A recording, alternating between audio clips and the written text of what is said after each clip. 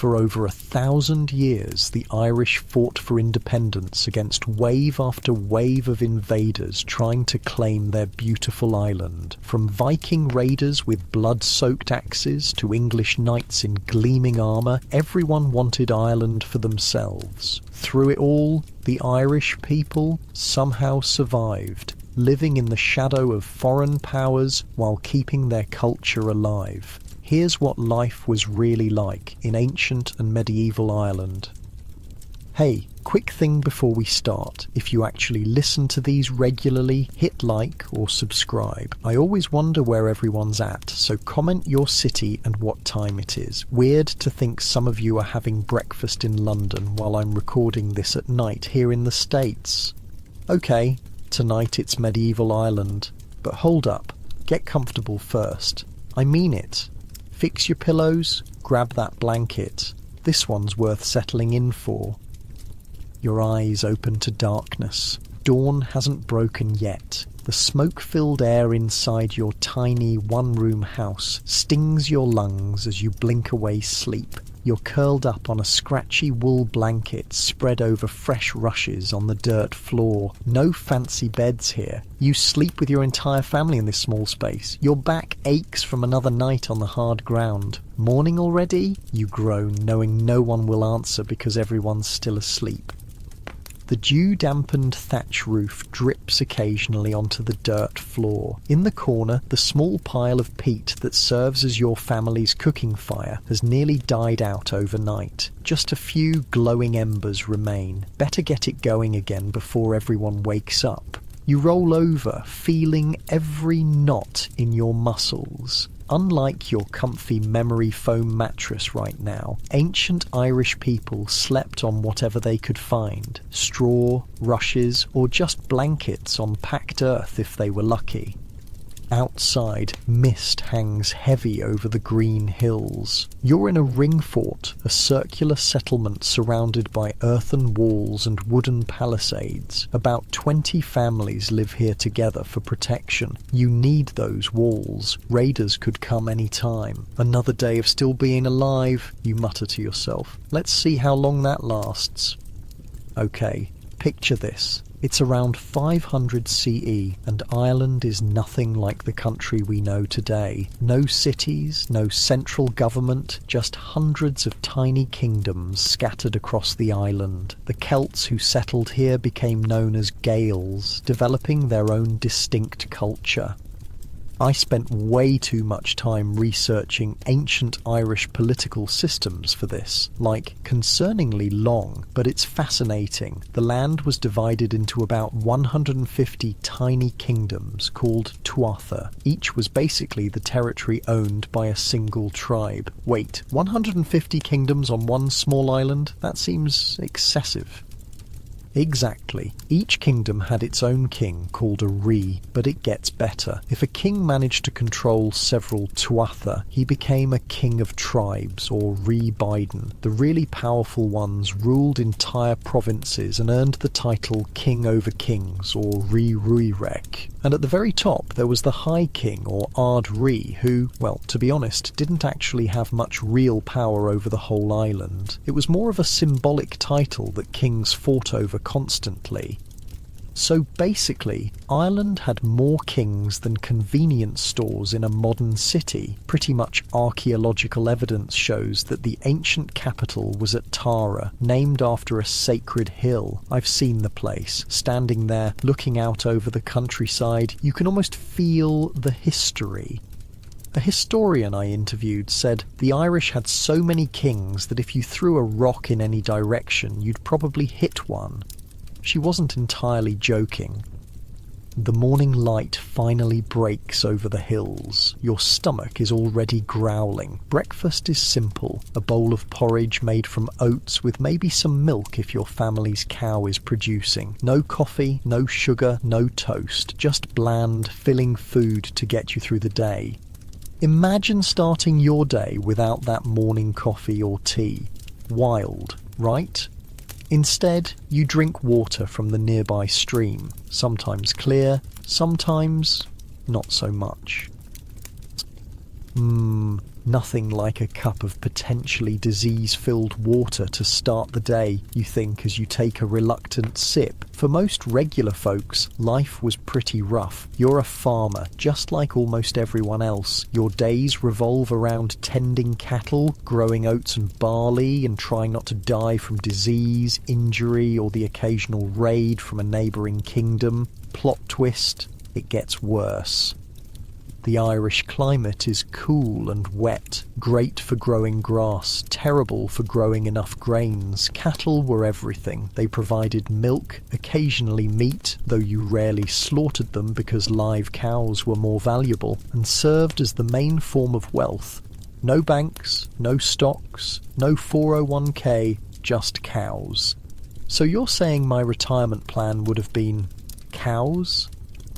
Exactly. The more cattle you had, the wealthier you were. People even paid fines and taxes in cows. Kings measured their power by how many cattle raids they successfully pulled off against neighbouring kingdoms. Speaking of raids, that constant political fragmentation I mentioned, that was Ireland's biggest weakness. These tiny kingdoms were constantly fighting each other over cattle, land, or just because someone looked at someone else funny.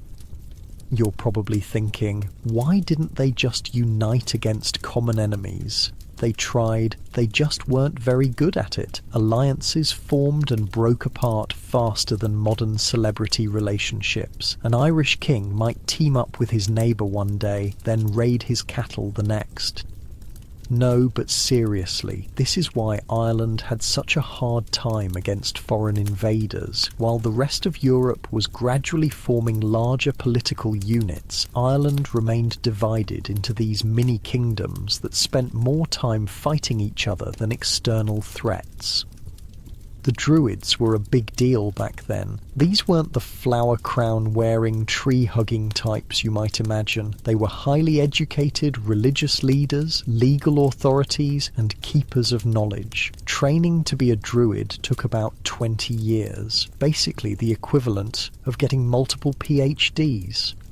Wait, so they were like ancient lawyers, priests, and professors all rolled into one? Yep. And people were terrified of them. They could literally declare someone an outcast, which was basically a death sentence in a society where you needed your community to survive. Unlike Britain, Ireland never experienced a Roman invasion. The Roman governor in Britain Agricola apparently considered it, but the Romans had enough trouble controlling Britain. They looked at Ireland across the water and basically went, yeah, no thanks. There's evidence of Roman trading posts and contacts, though. Archaeologists found a Roman settlement on the banks of the River Nore that was probably a trading centre. Romans called the Irish Scotti, a term whose meaning nobody really agrees on. Some think it meant raiders, others say wanderers. Around the 5th century, everything changed when Christianity arrived. The main man associated with this is, of course, St. Patrick, though he wasn't actually the first missionary to Ireland.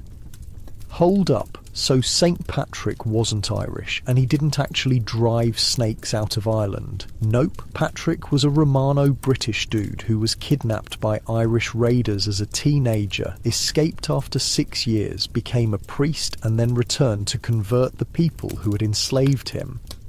Talk about forgiveness. And the snake thing? Pure metaphor. Ireland never had snakes in the first place because of the Ice Age. The snakes he drove out were probably meant to represent pagan beliefs or druids. The cool thing about Irish Christianity is how it absorbed local pagan traditions. Some Celtic gods just became saints. Pagan festivals became Christian holy days. The Celtic cross? That's a Christian cross superimposed on a sun symbol. There's a diary from an Irish monk in the 7th century that describes how people would still leave offerings at sacred wells even after converting to Christianity. These people were hedging their bets. I'll go to Mass on Sunday, but I'm still leaving milk for the fairies just in case.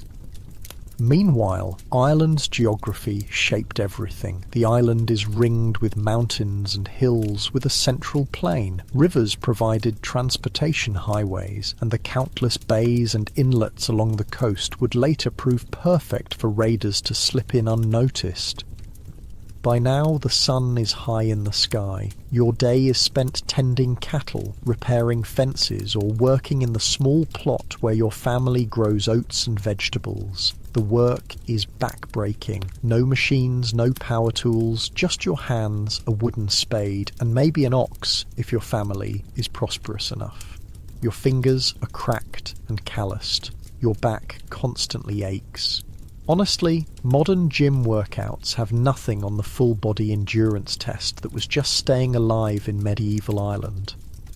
Midday meal is more porridge, maybe with some wild greens if you're lucky. Meat is rare unless it's a special occasion. Most protein comes from milk, cheese, and occasionally fish if you live near the coast or a river. The social structure was complex but rigid. At the top were the kings and nobles. Then came the freemen with their own land. Below them were the semi-free, people who had some rights but were dependent on others. At the bottom were slaves, often captives from raids, or people who fell into debt. So, where would I fit in this society? If you're listening to this on your smartphone in a comfortable bed, you'd probably be a slave back then. Just kidding. But seriously, most people were in the middle categories, neither completely free nor unfree. The ancient Irish had their own written language, Ogham. It wasn't used for books or everyday writing, but for monuments and boundary markers. It consisted of lines carved along the edge of stone pillars. One historian described it to me as the world's most inconvenient way to write a text message. Women had more rights in ancient Ireland than in many contemporary societies. They could own property, get divorced for various reasons, including if their husband was too fat to perform his marital duties. I'm not making this up. And some even became warriors. Wait, women could divorce men for being too fat? That's oddly specific. The legal texts literally list it as grounds for divorce. The ancient Irish were nothing if not practical. One of the most interesting aspects of early Irish society were the fianna, independent bands of warriors celebrated in legends. Think of them as a cross between knights-errant, mercenaries, and vigilante groups who supposedly protected ordinary folks from the tyranny of corrupt rulers. By late afternoon, dark clouds gather on the horizon. Rain is coming, because of course it is. This is Ireland, after all. You hurry to finish your work before the downpour. Inside your house, the central hearth provides both warmth and light as evening falls. The smoke escapes through a hole in the roof, most of it anyway. The rest fills the single room, making your eyes water and throat itch. But you're used to it. Everyone is. Dinner is... surprise. More porridge, maybe flavoured with herbs, possibly some cheese on the side. If it's a feast day, there might be meat. The wealthy eat better. More meat, honey, and imported luxuries like wine. As darkness falls completely, storytelling begins. This is how history, legends, and practical knowledge are passed down in a world without TV, internet, or even books for most people. Oral tradition is everything. The tales often feature heroes like Cú Chulainn or Finn McCool, magical beings, epic battles, and moral lessons. These stories aren't just entertainment. They contain the collective wisdom and identity of the people. Tell us about the cattle raid of Cooley again, the children beg. These stories would last hours, keeping people entertained through the long, dark evenings. The best storytellers were highly respected and could travel between communities, welcomed everywhere for their skills. As night deepens, the rain patters on the thatch roof. The fire dies down to embers. Everyone in the house gradually falls asleep in their spots around the hearth, huddled together for warmth.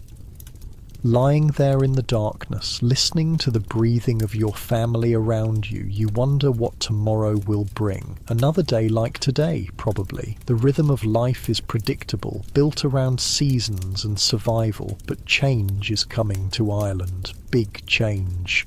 In the centuries ahead, a new threat will appear on the horizon. Strange ships with dragon-headed prows and fierce warriors wielding axes. The Vikings are coming, and they're about to turn Ireland upside down.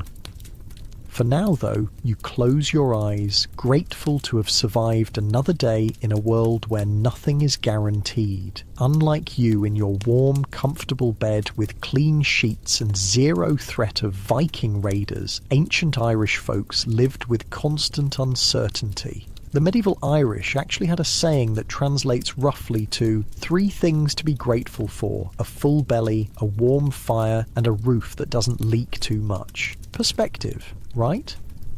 And while you drift off to sleep in your ring fort on a night over 1,500 years ago, we'll pick up this story tomorrow with the arrival of those Viking ships and the chaos they brought to the emerald shores of Ireland. Actually, not tomorrow, because this isn't a multi-night story. We're just getting started on our journey through Irish history. The Vikings are about to change everything. The morning silence shatters with screams. You bolt upright from your sleeping spot, heart hammering against your ribs. Outside, people are running, shouting. The warning horn blares from the watchtower. Raiders, Vikings at the shore. The year is 795, and everything is about to go to absolute hell. Strange ships with dragon-headed prows have appeared off the coast of Lambay Island. They're like nothing the Irish have ever seen before. Sleek, fast vessels designed for both deep-sea travel and navigating shallow rivers. The perfect raiding craft. You grab your few precious possessions and rush outside. The ring fort is in chaos. Men grab whatever weapons they can find, mostly farming tools. Women gather children. Elders pray. Are we fighting or running? Someone shouts. Good question. Against these warriors from the north, neither option looks promising. The Viking raids on Ireland began in 795 when they attacked and plundered a monastery on Lambay Island. But that was just the appetizer. In the following years, they hit Ulster and Connacht, and by 820, they'd looted nearly the entire coastline of Ireland. The crazy part is how far these guys travelled. A museum guide once told me off the record they didn't have GPS or proper maps. They navigated by the stars, landmarks, and sometimes just gut feeling. Imagine sailing across the open ocean in basically a fancy rowboat with a big sail, hoping you'd eventually hit land somewhere. The Irish called the Vikings Gael, which just means foreigner, probably the politest thing they called them considering the circumstances. Here's the thing about Viking raids. They weren't just random attacks. These guys were methodical. They specifically targeted monasteries and religious settlements, not because they had anything against Christianity, but because that's where the good stuff was. So wait, they travelled thousands of miles just to rob churches. Yep, monasteries were like medieval banks. They stored valuable items, gold chalices, silver crosses, jewelled gospel books. Plus, they usually had food stockpiles and weren't heavily defended. Easy pickings. And monks? Monks made excellent slaves. They were educated, could read and write, and would fetch a high price in the slave markets back home. So it wasn't just about the bling, it was a complete resource grab. The Viking longships could carry about 60 warriors each. Picture this, you're peacefully tending your cattle one morning and suddenly 5 to 10 ships appear offshore. That's 300, 600 heavily armed, battle-hardened warriors charging at your settlement. In a time when most Irish people were farmers who occasionally had to fight, they were up against professional warriors who lived for battle. Not exactly a fair matchup. You'd think someone would have figured out how to stop them. Oh, people tried. The Irish would light warning beacons, sound horns, or send runners to alert nearby settlements. But Vikings were fast. They'd be on you before most people could respond. I interviewed a Viking reenactor once who told me a fit crew could row a longship at about 10 knots. That's roughly 11 miles per hour. They could hit a beach, raid, and be back on their ships in under an hour. The morning of a raid, chaos reigns. People grab whatever they can carry. Food, tools, precious items. Everyone runs for the hills, the forests, the bogs, anywhere the Viking ships can't reach. You help an elderly neighbour who's moving too slowly, practically dragging her toward the tree line. Behind you, smoke rises from the first buildings the raiders have torched. The screams of those who couldn't escape fast enough echo across the fields. Don't look back, you tell yourself. Just keep moving. The worst part, this same scene will repeat itself dozens of times over the next few decades. The Vikings aren't just passing through, they're here to stay. In 837, a massive Viking force led by a king named Turgesius arrived in Ireland. This wasn't just a raid, it was an invasion. Historians aren't actually sure who Turgesius was exactly. He's not mentioned in any Scandinavian sagas, which is weird for such an important figure. Some think he might have been a Norwegian chieftain named Thorgils. Others suggest he was a composite character representing several Viking leaders. Either way, the Irish chronicles give us plenty of details about his bloody campaign. He smashed his way into Ulster and captured Armagh, the centre of Christianity in Ireland. This wasn't just a military defeat, it was a psychological and spiritual blow to the Irish. The Vikings didn't just loot the cathedral. According to chronicles, they performed sacrifices to Odin on the ruins of the Christian altar. They were sending a message: your God can't protect you from our gods. Jesus, that's some hardcore psychological warfare. Exactly. After destroying Armagh, Turgesius didn't leave. Instead, he sailed south and settled with his forces at the mouth of the River Liffey in 840. There, the Vikings built their first permanent settlement, which they named Dublin, in Irish Dublin, meaning Black Pool. Dublin wasn't built to be a beautiful city. It was a fortified trading post and military base. From there, Turgesius launched raids deeper into the island, using the rivers as highways. The Vikings' shallow draft longships could navigate inland waterways that larger vessels couldn't, giving them access to settlements that thought they were safe from seaborne raiders. So basically, nowhere was safe. Pretty much. If you lived near any body of water bigger than a puddle, you were a potential target. People started building homes farther from rivers and coasts, even if it meant harder access to water and trade. During one of his raids, Turgesius encountered the King of Mede, Mael Secnail Pufar. And this is where one of my favourite stories from Irish history comes in. According to legend, the Irish king asked the Viking king what should be done about troublesome birds living nearby. Turgesius, thinking this was a legitimate question about pest control, advised the king to destroy their nests.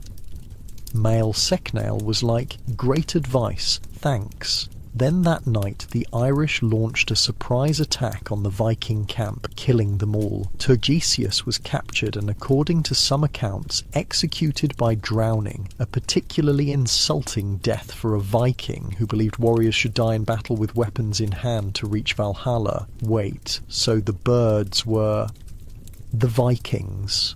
It was a coded conversation. Mael Secnail was basically asking, "How should I get rid of you annoying Vikings?" And Turgesius unwittingly gave him the perfect strategy: attack their camps while they were sleeping. Classic. I found a translation of an old Irish text where a chronicler wrote, "Thus did the king of Mede use the foreigner's own wisdom against him, sending him to the bottom of Lough Owel with stones tied to his feet." No songs of Valhalla for this one.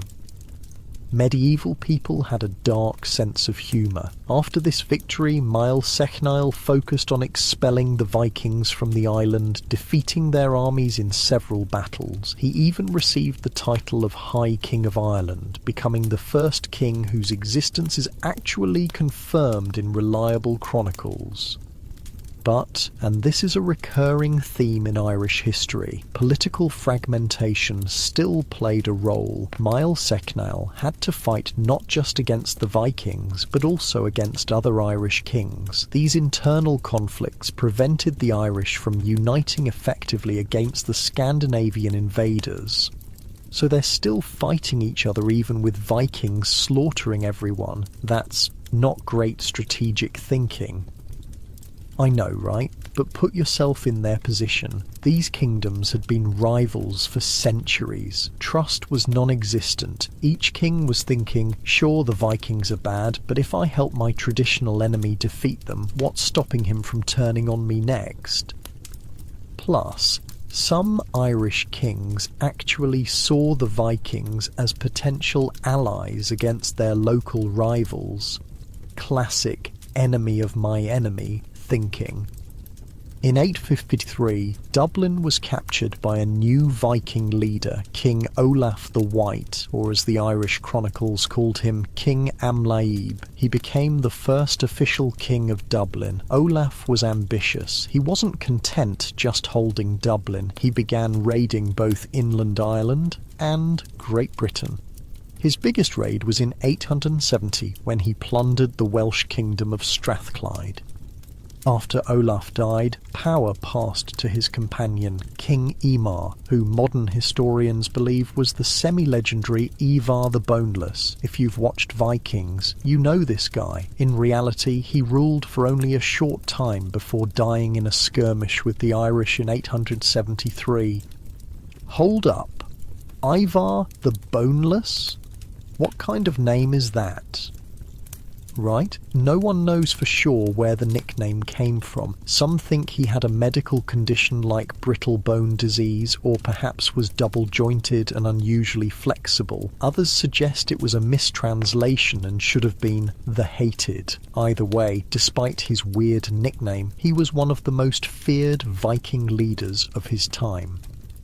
The descendants of Imar inherited the throne of Dublin and, interestingly, began to assimilate into Irish culture. The Viking settlers started adopting local customs, intermarrying with the Irish and creating a unique hybrid culture. The Kingdom of Dublin was small, but it had a powerful fleet that allowed it to project power across the island and intervene in any other kingdom's affairs. The city grew through trade and became the main port in Ireland.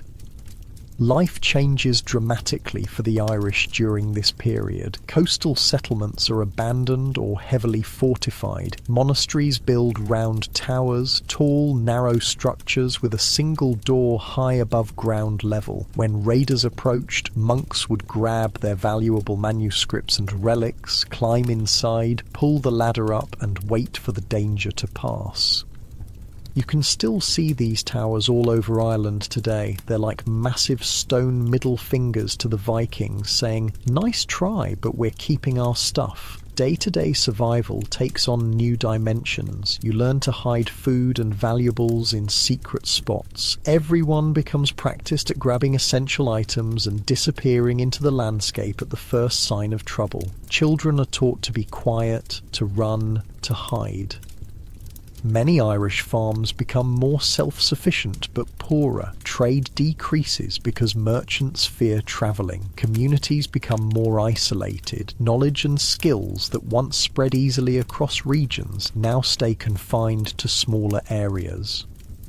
Not all the Irish were content to just accept Viking presence on their island. The first serious attempt to expel them came from Cerbal MacMurachane, the king of Leinster. He united various Irish forces and in 902 AD captured Dublin, driving out the Viking settlers.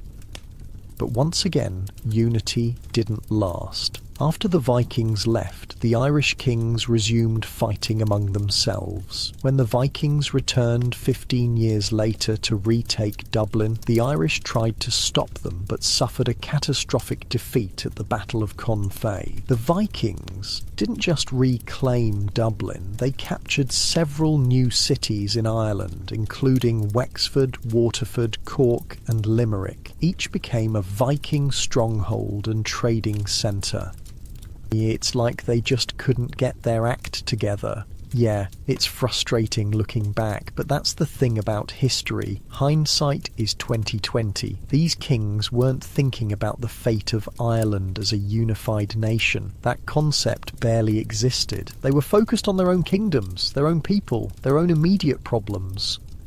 For the average person, daily life during the Viking Age was basically constant anxiety. Imagine living in a world where, at any moment, a ship could appear on the horizon and your whole life would be upended. The sound of a horn in the distance could mean you had minutes to decide what to take and where to run. The most valuable skill was not farming or crafting. It was knowing where the best hiding places were and how to reach them quickly. So it was basically a horror movie, but it lasted for generations, pretty much. And like any good horror movie, there's a twist. While the Vikings were raiding and pillaging, they were also trading and settling. They brought new technologies, new trade networks, and new bloodlines to Ireland.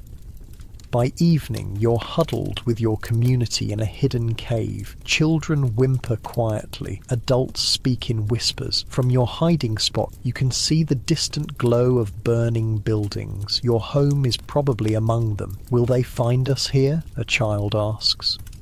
No, you lie. With more confidence than you feel. They never come this far inland. But everyone knows that's not true anymore. The Vikings are venturing deeper with each raid. Nowhere feels truly safe. You spend a cold, uncomfortable night in the cave. By morning, the raiders have typically moved on, loaded with plunder and captives. Those who hid successfully return to their devastated homes and begin the work of rebuilding again. Some who lose everything in raids move inland, away from rivers and coasts. Others fortify their settlements, building stronger walls, deeper ditches. Communities establish warning systems, a chain of signal fires on hilltops, horseback messengers ready to ride at the first sign of sails on the horizon. Life adapts. It has to. The most surprising development? Some Irish actually begin to join Viking settlements, attracted by the trading opportunities and different way of life. Dublin grows into a proper town with a mix of Scandinavian and Irish residents. Archaeological digs have found Irish-style houses right next to Viking ones inside the walls of early Dublin. The Vikings introduced new shipbuilding techniques, new weapons, new trading networks reaching as far as Constantinople and the Middle East. Silver coins from Baghdad and silk from China make their way to Irish ports. The world, in a sense, becomes a little smaller. By the late 9th century, many of the Vikings in Ireland have never actually seen Scandinavia. They're born in Ireland, speak a mix of Norse and Irish, follow some blend of pagan and Christian practices, and consider themselves neither fully Viking nor fully Irish. They're something new, something that will eventually be called Norse Gaels or Hiberno-Norse. And just when it seems like this might be the new normal, Vikings controlling the coasts, Irish controlling the interior, everyone getting used to periodic violence interrupted by periods of trade, a new figure emerges who will challenge the established order. His name is Brian Boru, from the small kingdom of Thomond in what's now County Clare, and he's about to change the game completely. He swears to drive the Vikings from Ireland once and for all, but his story, his rise to power, his victories, and his famous last battle at Clontarf, that's where we'll pick up next. So as night falls over Viking Age Ireland, with watchfires burning on the hills and sentries scanning the horizon for dragon-headed ships, we'll pause here. The greatest confrontation between Irish and Vikings is yet to come, and Brian Boru's story deserves our full attention. Dawn breaks over a small fortress in the kingdom of Thomond, in what's now County Clare. A man stands on the ramparts, watching the sunrise. He's not particularly imposing, middle-aged, with a beard streaked with grey. But his eyes burn with intensity. This is Brian Boru, and he's absolutely done with Vikings running wild across his homeland. Unlike your comfy life where the biggest threat is probably a late-night email from your boss, Brian's entire existence has been shaped by violence. When he was just a kid, Vikings killed his mother during a raid. Later, they murdered his father too. Now he's nursing a grudge the size of Ireland itself. "I will drive every last one of them into the sea," he mutters to himself, a daily promise that's become something of a personal mantra. Brian wasn't born into power. He came from the Dalkais, a minor clan from a region that wasn't exactly the centre of Irish politics. Think of him as a small-town politician suddenly deciding he's going to become president. The odds were not in his favour. But the guy had skills. He was smart, strategic, and had a talent for both fighting and politics, a rare combo that's pretty much the medieval equivalent of a superpower. So wait, this regular dude from nowhere just decided he was going to take on both the Vikings and all the other Irish kings. Bold strategy. Right? The audacity. But here's where Brian was different from previous Irish leaders. He had a long-term plan. He wasn't just reacting to Viking raids, he was systematically building power. His first move was consolidating control over Thomond, his home turf. Once that was secure, he set his sights on the entire province of Munster. This wasn't easy. The region had been dominated by the Eoganachta dynasty for centuries. I read an account from an old Irish manuscript where a rival king supposedly said, "Who does this Brian think he is? His father herded cattle and now he wants to rule Munster? Next, pigs will fly and fish will walk on land." That king didn't live long enough to eat his words, but eat them he would have. By 976, Brian had become King of Munster, controlling the southwestern quarter of Ireland. Now he could finally focus on his lifelong grudge, the Vikings. His first major move against them came at the Battle of Sulcoit in 968. The Vikings of Limerick had been a pain in everyone's side for years, raiding inland along the Shannon River. Brian gathered his forces and met them at Sulcoit. Now, medieval battles weren't like what you see in movies. They were messy, chaotic, and usually pretty brief. Most lasted less than an hour. Turns out humans can only hack at each other with sharp metal for so long before exhaustion sets in. So no epic day-long confrontations with dramatic speeches. Occasionally, but rarely. The Battle of Sulcoit was actually unusual because it did last most of the day. The Vikings initially held their ground, but Brian's forces eventually broke through their shield wall. Once that happened, it was game over. The Vikings, who could retreated to Limerick, but Brian wasn't finished. He pursued them, captured the city, and according to the chronicles, the fort was levelled, the women enslaved, all wealth seized, and the whole place burned. Message sent. Brian Boru was not messing around. This victory did more than just bloody the Vikings' noses. It gave Brian control of the valuable trading port of Limerick and sent a powerful message to both the remaining Viking settlements and to other Irish kings. There's a new player in town. For the average Irish person living through these events, life remained incredibly hard. Viking raids might be less frequent in areas Brian controlled, but agriculture was still backbreaking work. Disease was common and winters were brutal. Imagine waking up each day wondering not only if raiders might attack, but also if the harvest would be enough to avoid starvation, if that cough your child has might turn deadly, or if the local king's tax collectors would take so much you couldn't feed your family. Your house is still that one-room structure with a central hearth and a hole in the roof to let some of the smoke out. Your bed is still straw or rushes covered with animal skins. Your clothes are rough wool or linen that you probably spun and wove yourself. But there's one key difference. For the first time in generations, there's a sense that maybe, just maybe, the Vikings' grip on Ireland is weakening. In the years following his victory at Sulcoit, Brian continued expanding his power. He built a network of fortresses to secure his territories and established alliances with some Irish kings while subduing others. Was he just as bad as the Vikings then, conquering other Irish kingdoms? Good question. Brian's tactics could definitely be brutal, but there was a crucial difference. Brian wasn't interested in looting and leaving. He wanted to build a unified Ireland under his rule. Yes, he fought other Irish kings, but his goal was integration, not destruction. When he defeated a rival, he typically installed a loyal subordinate as ruler, rather than wiping out the local power structure completely. He was building something larger than just his personal kingdom.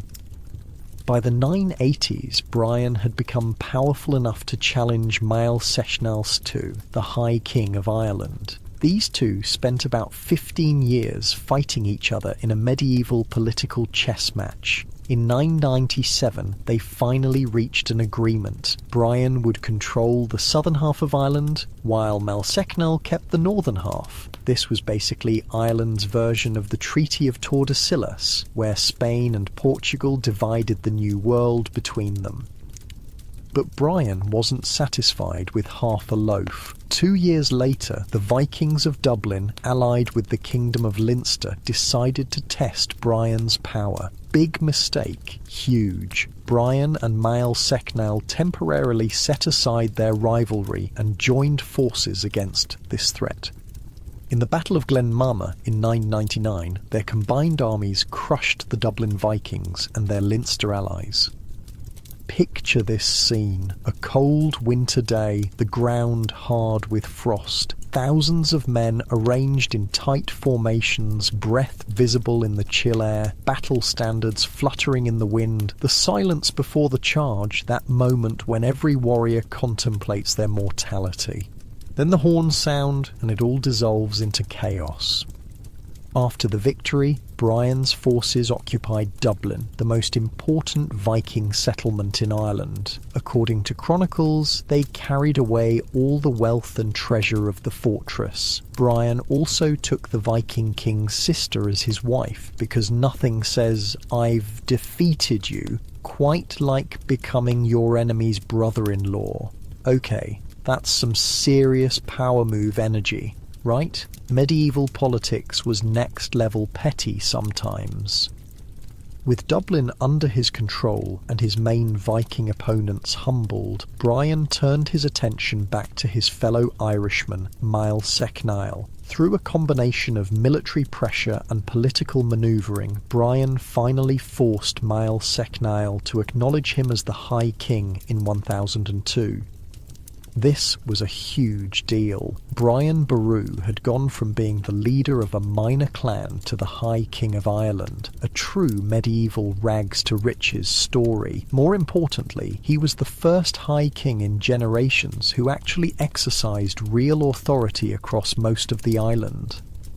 For about 12 years, Brian ruled Ireland with relative stability. He built churches and monasteries, repaired infrastructure damaged by decades of Viking raids, and sponsored scholarly works. One of his big projects was restoring the library at Armagh, which had been devastated during earlier Viking attacks. The chronicles describe him as Imperator Scotorum, Emperor of the Irish. Pretty impressive title for a guy whose father herded cattle.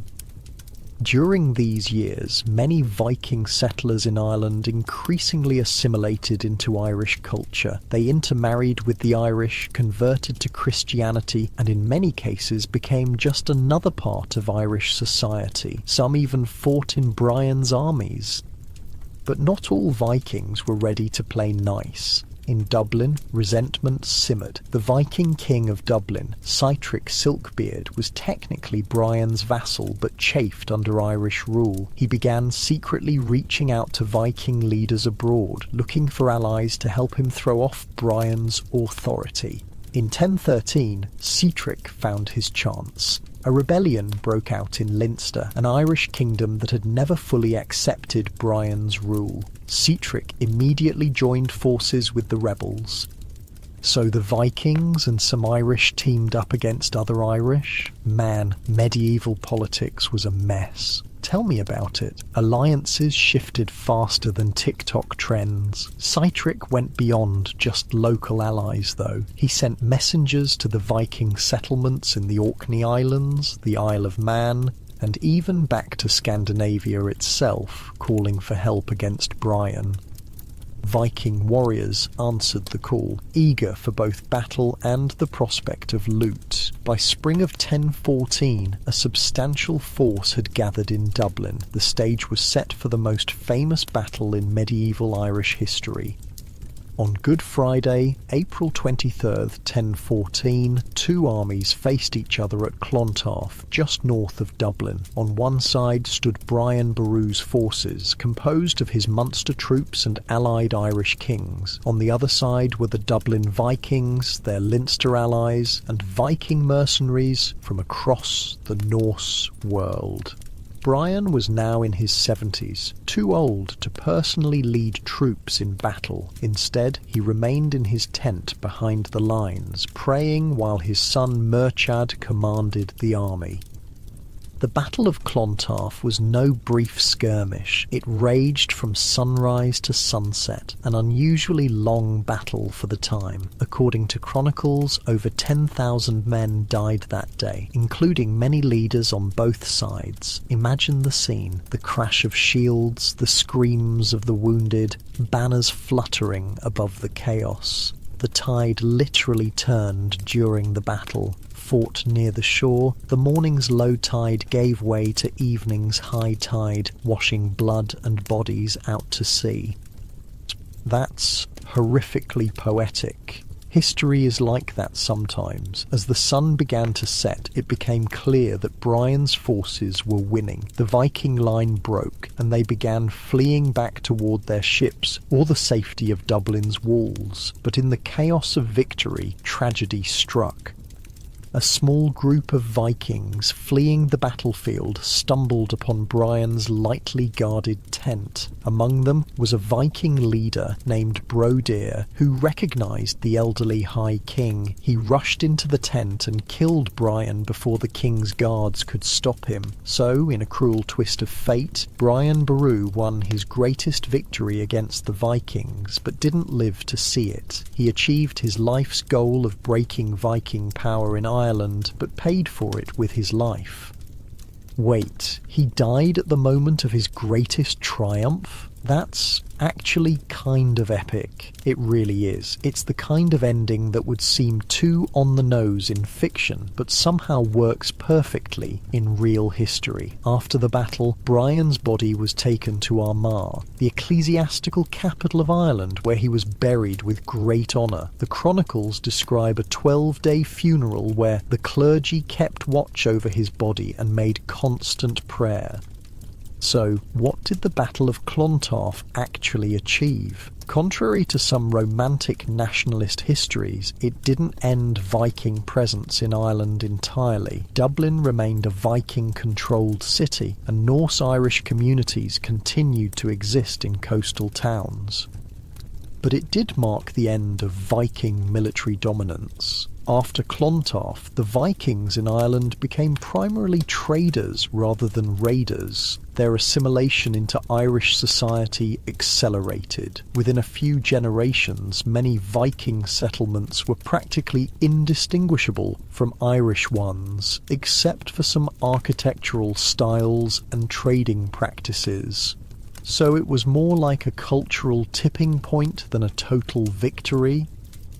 Exactly. The Battle of Clontarf didn't eliminate Norse influence from Ireland. It transformed it from an external threat into an integrated part of Irish society. For ordinary people, the years following Clontarf brought some welcome stability. With fewer large-scale Viking raids, agricultural production improved, trade routes became more secure, and the constant fear of dragon-headed ships appearing on the horizon gradually faded.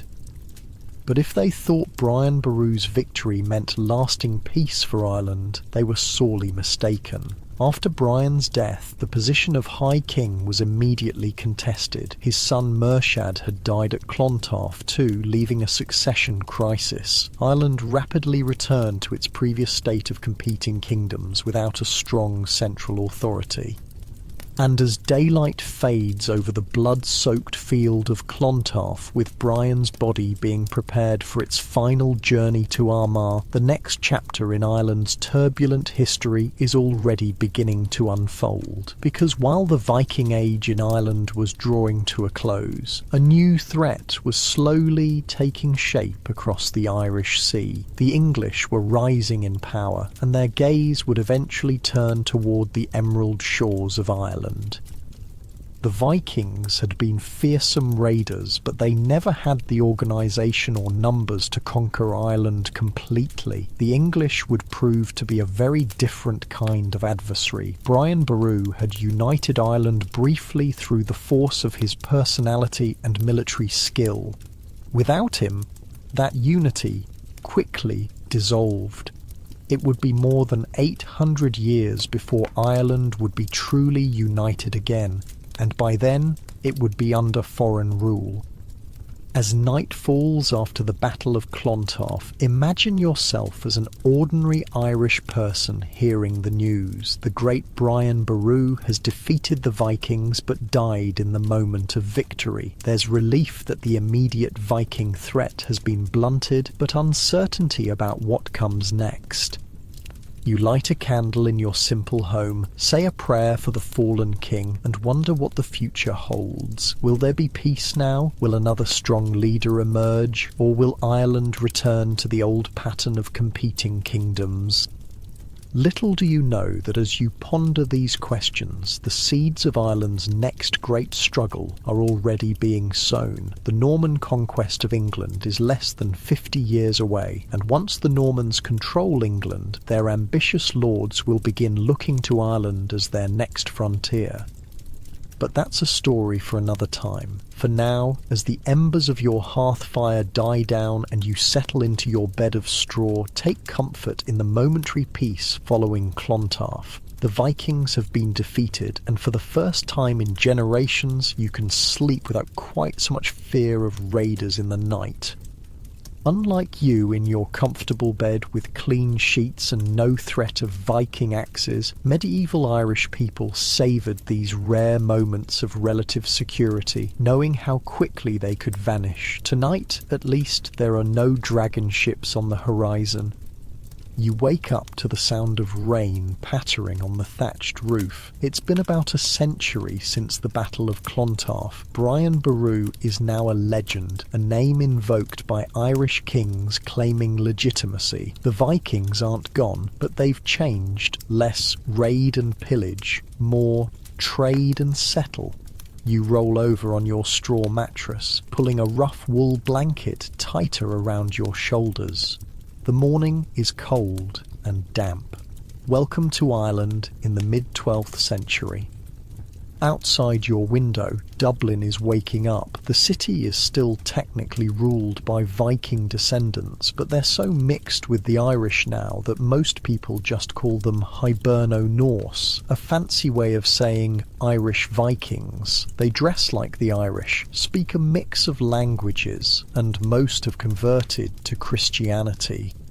So much for driving all Vikings into the sea, you mutter, thinking of Brian Boru's old vow. The weakened kingdom of Dublin wouldn't remain under Viking rule much longer. The last Scandinavian king of Dublin, a guy named Gofraid Olafsson, managed to hold power for only 3 years before the Irish finally took control. After that, an Irish dynasty called Uí Chenzalain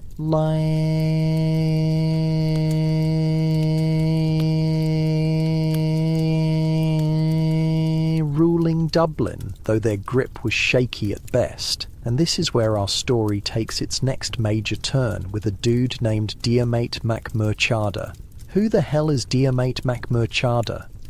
Fair question. The English called him Dermot MacMurrough, and he's one of those historical figures who changed everything, though not in a way that made him popular in Irish memory. In fact, some Irish histories basically paint him as the villain who lost Ireland. Diarmait became the king of Leinster at age 16 and immediately showed he was ambitious as hell. He wasn't content with just his inherited kingdom. He wanted to be High King of all Ireland, and he wasn't particularly picky about how he got there. Let me guess, he made some enemies along the way? Oh boy, did he ever. This guy collected enemies like some people collect stamps. His first major screw-up came in 1132 when he plundered the Abbey of Kildare, which was not only a holy site but also a major political centre. He was promptly kicked out of Leinster by rival clans. Somehow, he managed to reclaim his crown later that same year. The details are sketchy, but it probably involved a combination of military force, bribery, and political manoeuvring, the medieval royal trifecta. For about 20 years after that, Diarmait actually ruled pretty peacefully, but in 1152 he made what turned out to be the biggest mistake of his life. He abducted Derb Forgail, the wife of another Irish king named Tighernan Ua Ruach. Now, some historians argue this wasn't an abduction at all, but rather an elopement, that Derb Forgail went willingly. Others suggest it was purely political, a way of humiliating a rival. Either way, it kicked off one hell of a feud. Wait, he just took someone else's wife? And thought that would end well? Medieval politics, man. It's like Game of Thrones, but with worse hygiene. This incident sparked a war that eventually pulled in almost every major Irish king. By 1166, Diarmait's enemies had united against him, and he was driven into exile again, this time all the way to England. And that's where things get really interesting, because Diarmait didn't just sulk in exile. He went directly to King Henry II of England and asked for help getting his kingdom back. This sounds like a terrible idea already. You have no idea. Now, Henry II had actually received permission from Pope Adrian IV to invade Ireland back in 1155. The official reason was to reform the Irish Church and bring it more firmly under Rome's control, but obviously the real motivation was territorial expansion. Despite having papal approval, Henry had been too busy with wars in France to actually do anything about Ireland. When Diarmait showed up asking for help, Henry was still tied up in France, but he gave Diarmait permission to recruit soldiers from among the Norman Welsh lords of the Welsh Marches, basically mercenaries who would fight in exchange for land. It was a fateful decision that would change Irish history forever. In May 1169, the first Anglo-Norman force landed in Ireland. It was led by Robert Fitzstephen and was surprisingly small, just about 400 soldiers, but about 100 of them were mounted knights in chainmail, with training and equipment far superior to anything the Irish had. Only 400 guys? That doesn't sound like much of an invasion force. That's exactly what many Irish kings thought too. Big mistake. The knights were the medieval equivalent of tanks. Most Irish warfare was conducted on foot, with lightly armoured troops using spears, axes and swords. They simply had no effective counter to heavily armoured men on horseback. Diarmait brought about 500 Irish warriors of his own to join Fitzstephen's force. They marched north from Wexford, defeating Irish armies one after another. Their first major victory was at Ossory, where they faced the local king, Domhnall MacGilla Patrick. Before the battle, according to chroniclers, Diarmait gave a speech to his Norman allies that ended with, "When Ireland is conquered, I swear by the cross that I shall be content with Leinster alone, and the rest shall be yours." I'm guessing that promise lasted about 5 minutes? You're learning how medieval politics works, but honestly, the Normans probably never believed it anyway. The Irish at Ossory fought bravely but were routed by the Norman knights. What happened next is pretty gruesome. The chronicler Gerald of Wales, who was definitely biased in favour of the Normans but was drawing on eyewitness accounts, described how after the battle, Diarmait found the severed head of an enemy he particularly hated. Recognising the head, he drew it closer by the hair, which was long and bushy, and gave way to such glee that he convulsed with joy and put the head to his mouth and gnawed the nose and cheeks. Jesus Christ. Yeah, even by medieval standards, that's pretty messed up. Though Gerald might have exaggerated to make the Irish look barbaric, most historians agree something like this probably happened. Diarmait had a reputation for brutality. Within a year, Diarmait, with his Norman allies, had regained control of Leinster. Most Irish kings realised they couldn't stand against the Norman knights, so they entered into negotiations. A treaty was signed at Ferns, according to which Diarmait was recognised as King of Leinster, and in return he would send the Normans back to Wales. But while these negotiations were happening, more Norman troops were already arriving in Ireland. In August 1170, an army of about 1,000 landed, led by Richard de Clare, better known by his nickname Strongbow. Diarmait saw this as his chance to finally become High King of Ireland.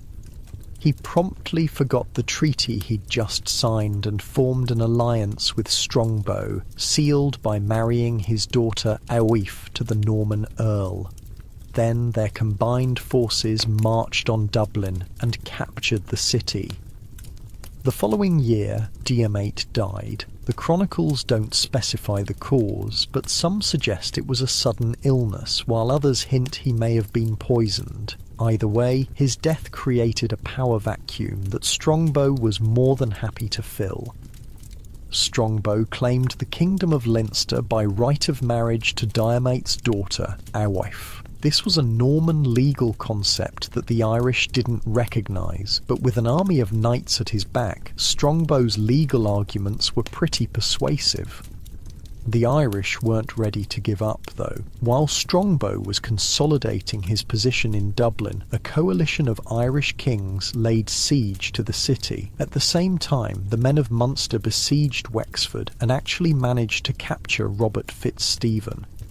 For a moment, it looked like the Irish might push the invaders back into the sea. The siege of Dublin lasted 2 months, but eventually Strongbow led a surprise sortie outside the walls and scattered the Irish forces. He then marched south, relieved Wexford, and freed Fitzstephen. Meanwhile, King Henry II had been watching these events with growing concern. Strongbow's success meant that he might establish himself as an independent power in Ireland, potentially even a rival to the English crown. Henry wasn't about to let that happen. In October 1171, Henry II arrived in Ireland with an army of about 4,000 men, the largest military force the island had seen in generations. He landed near Waterford and marched to Dublin. So he's bringing an army to fight Strongbow? That's what many people expected, but it's not how things played out. Strongbow was many things, but he wasn't stupid. When Henry arrived, Strongbow immediately submitted to him, swore fealty as his vassal, and surrendered Dublin and other key towns to royal control. In return, Henry confirmed Strongbow as Lord of Leinster. Henry's arrival wasn't just about checking Strongbow's ambitions, he also wanted to establish his authority over the church in Ireland and to have the Irish kings acknowledge him as their overlord. Surprisingly, most Irish kings did exactly that. One by one, they came to Henry's court, submitted to him, and were confirmed as vassals holding their lands from the English crown. They retained their positions and authority, but now they were, at least technically, subject to Henry. Wait, they just gave up after fighting the Normans for 2 years? It's not that simple. The Irish kings saw Henry as the lesser evil. They were more afraid of Strongbow and other Norman adventurers carving up Ireland into private fiefdoms. By submitting to Henry directly, they hoped to protect their positions against these lesser Norman lords. Plus, Henry offered them a good deal. Keep your lands, keep your titles, just acknowledge me as your overlord and pay some tribute. Many Irish kings probably thought they could agree now and break away later when Henry returned to England. It was a miscalculation. Once the English crown established a foothold in Ireland, it never fully let go.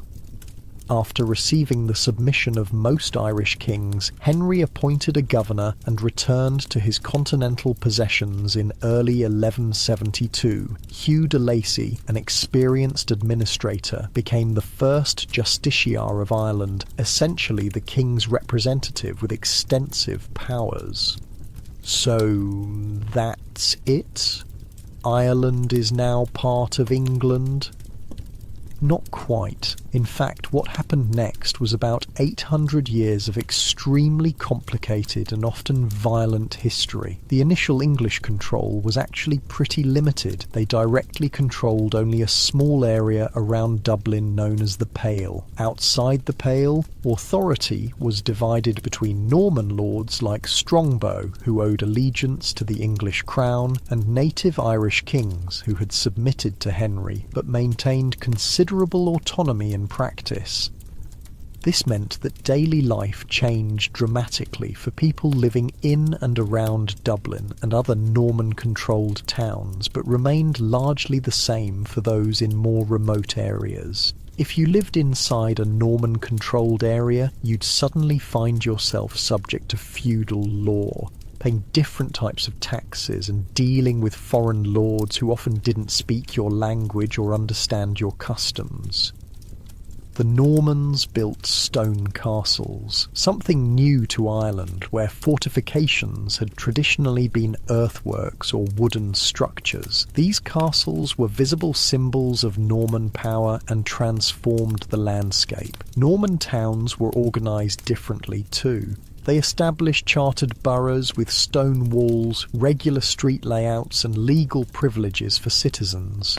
Dublin, Waterford, Wexford and other coastal cities were remodelled along Norman lines.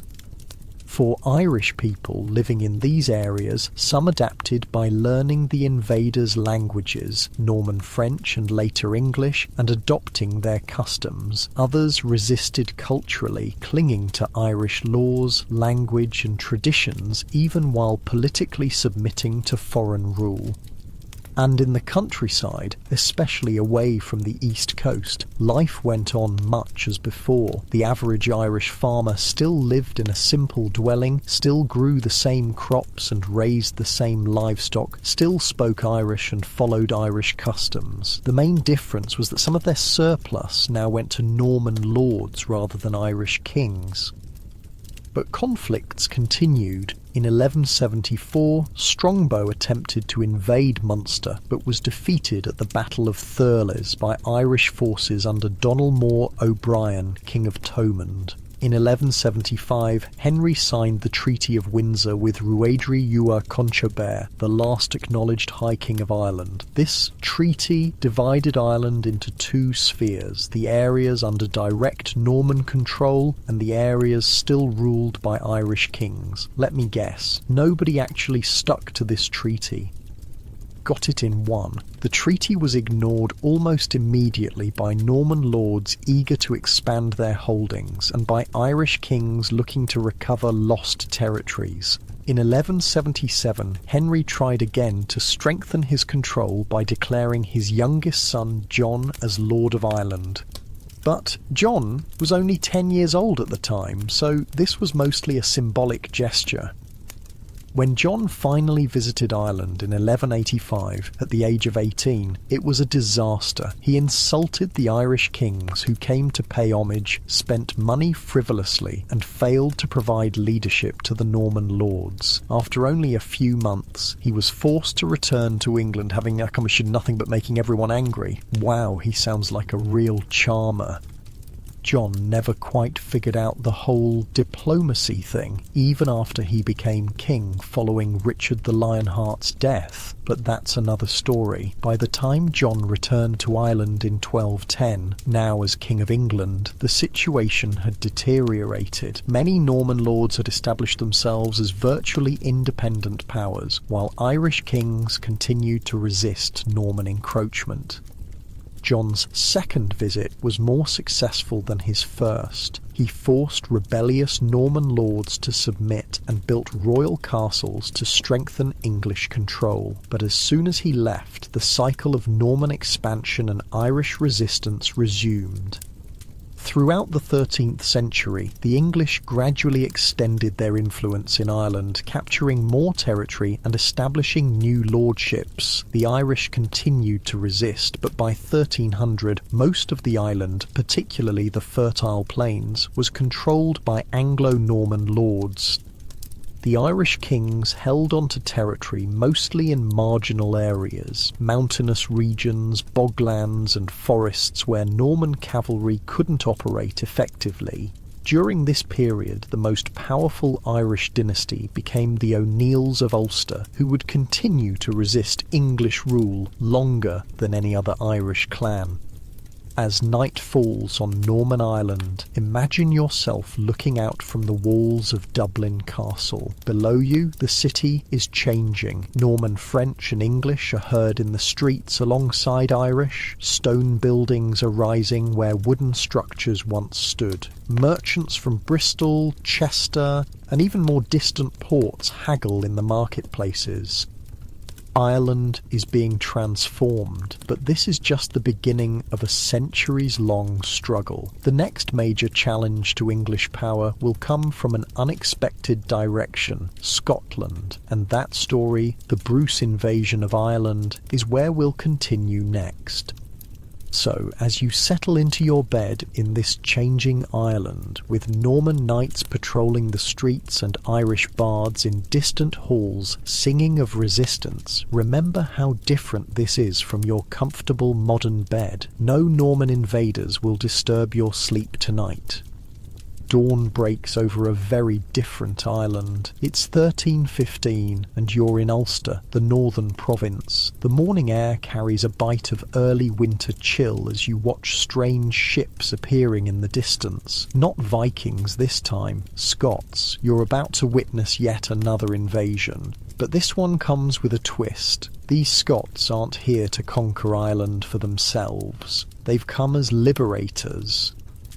Liberators, my ass, mutters an old man beside you. Just another bunch of foreigners who'll bleed us dry. After years of living under Norman rule, you can't blame him for the scepticism. What's happening is directly connected to events in Scotland. In 1314, a Scottish king named Robert the Bruce had pulled off the impossible, defeating the English at the Battle of Bannockburn and securing Scottish independence. But Robert was smart enough to know that English kings wouldn't just accept the loss, they'd be back. To keep Scotland free, he needed allies, and Ireland seemed like the perfect choice. Both were Celtic nations with a shared hatred of English rule, so his plan was to free Ireland so they could team up against England. Exactly. Robert sent his younger brother, Edward Bruce, with an army of about 5,000 Scottish soldiers to liberate Ireland. The plan was to unite the Irish against their English overlords, push the English out of Ireland completely, and make Edward the High King of Ireland. On paper, it was brilliant. In practice, well, let's just say the Irish response was complicated. In May 1315, Edward Bruce's army landed in Ulster. Almost immediately, they scored a victory at the Battle of Connaught, defeating the local English forces. The O'Neill clan of Ulster, one of the most powerful Irish dynasties, decided to support the Scots. So far, so good. Edward Bruce marched south, where he defeated another English army at the Battle of Kells. The Scots seemed unstoppable, but there was a problem. They couldn't hold the territory they captured, so instead of establishing control, they just plundered towns and villages before returning north. Wait, these guys are supposed to be liberators. They're acting an awful lot like raiders. And therein lay the problem. The Scots weren't behaving much better than the English lords they were supposedly driving out. They took food, livestock, and valuables from Irish communities, often the same communities they claimed to be liberating. In 1316, despite the mixed reception, Edward Bruce declared himself High King of Ireland. He had support from some Irish clans, particularly in Ulster, but many others viewed him with suspicion or outright hostility. The Bruce campaign coincided with a period of terrible weather across Europe. Constant rain led to crop failures, and soon famine began to spread. As one Irish chronicler put it, there was scarcely a corner of Ireland where people did not die of starvation. For ordinary people, life became a waking nightmare. Imagine waking up each day not knowing if you'll eat, with your children crying from hunger pains. The chronicles describe people resorting to eating grass, nettles, and even exhuming the recently buried for food. Jesus! I don't even have words.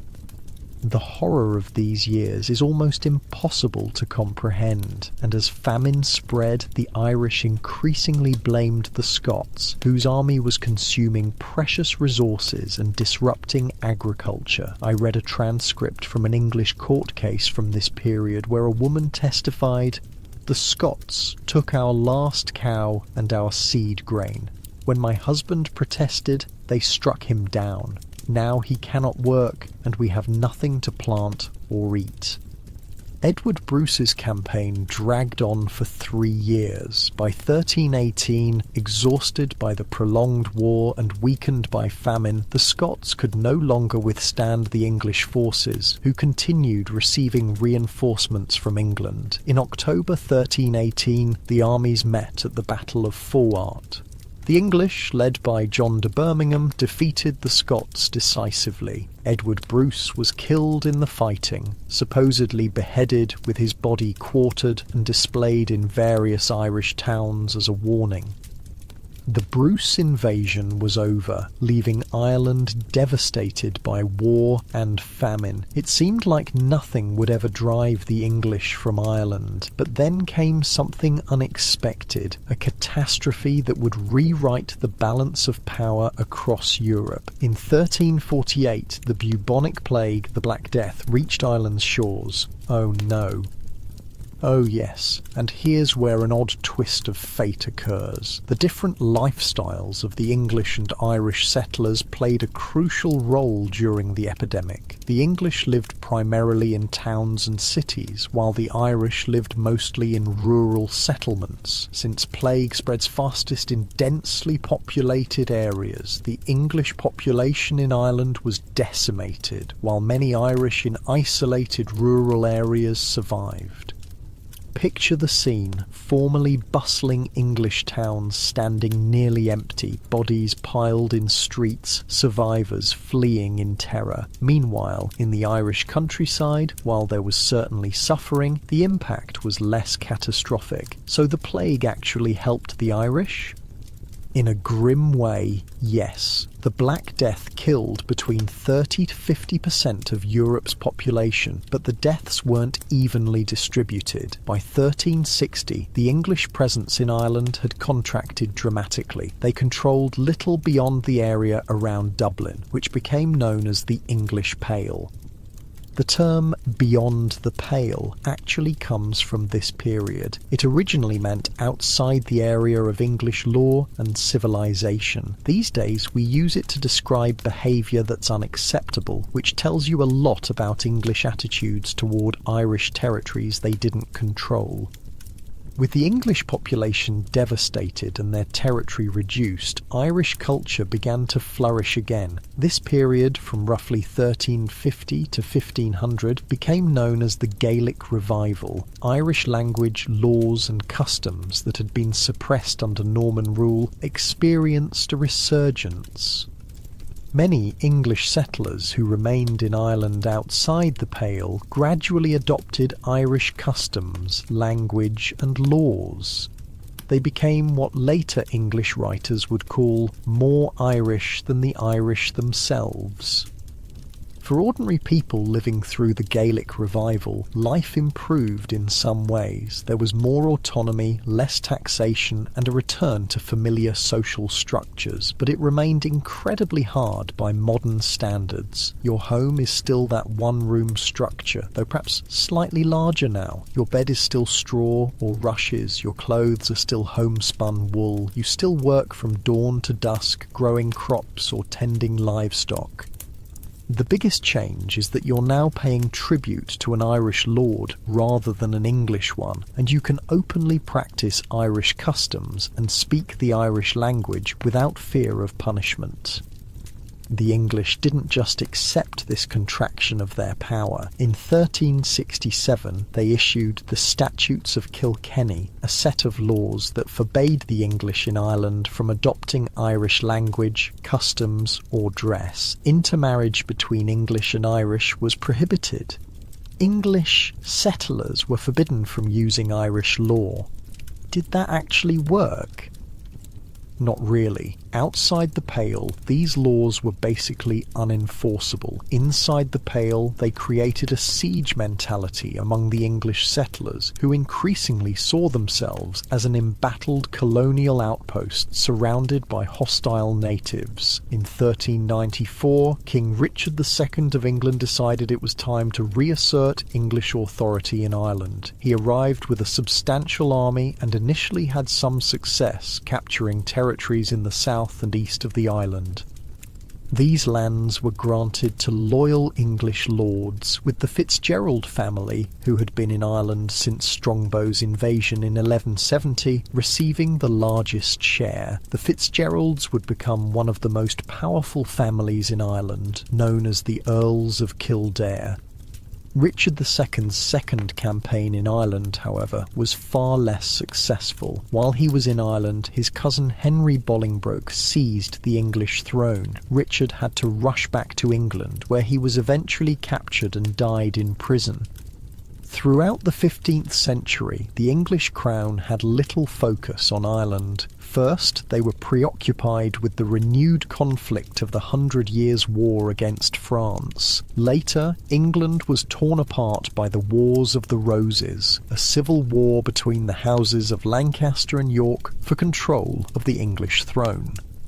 During this civil war, the English lords in Ireland mostly supported the House of York. When the Tudors, from the House of Lancaster, eventually won the war and seized the English throne, Ireland became a launchpad for rebellions against the new dynasty.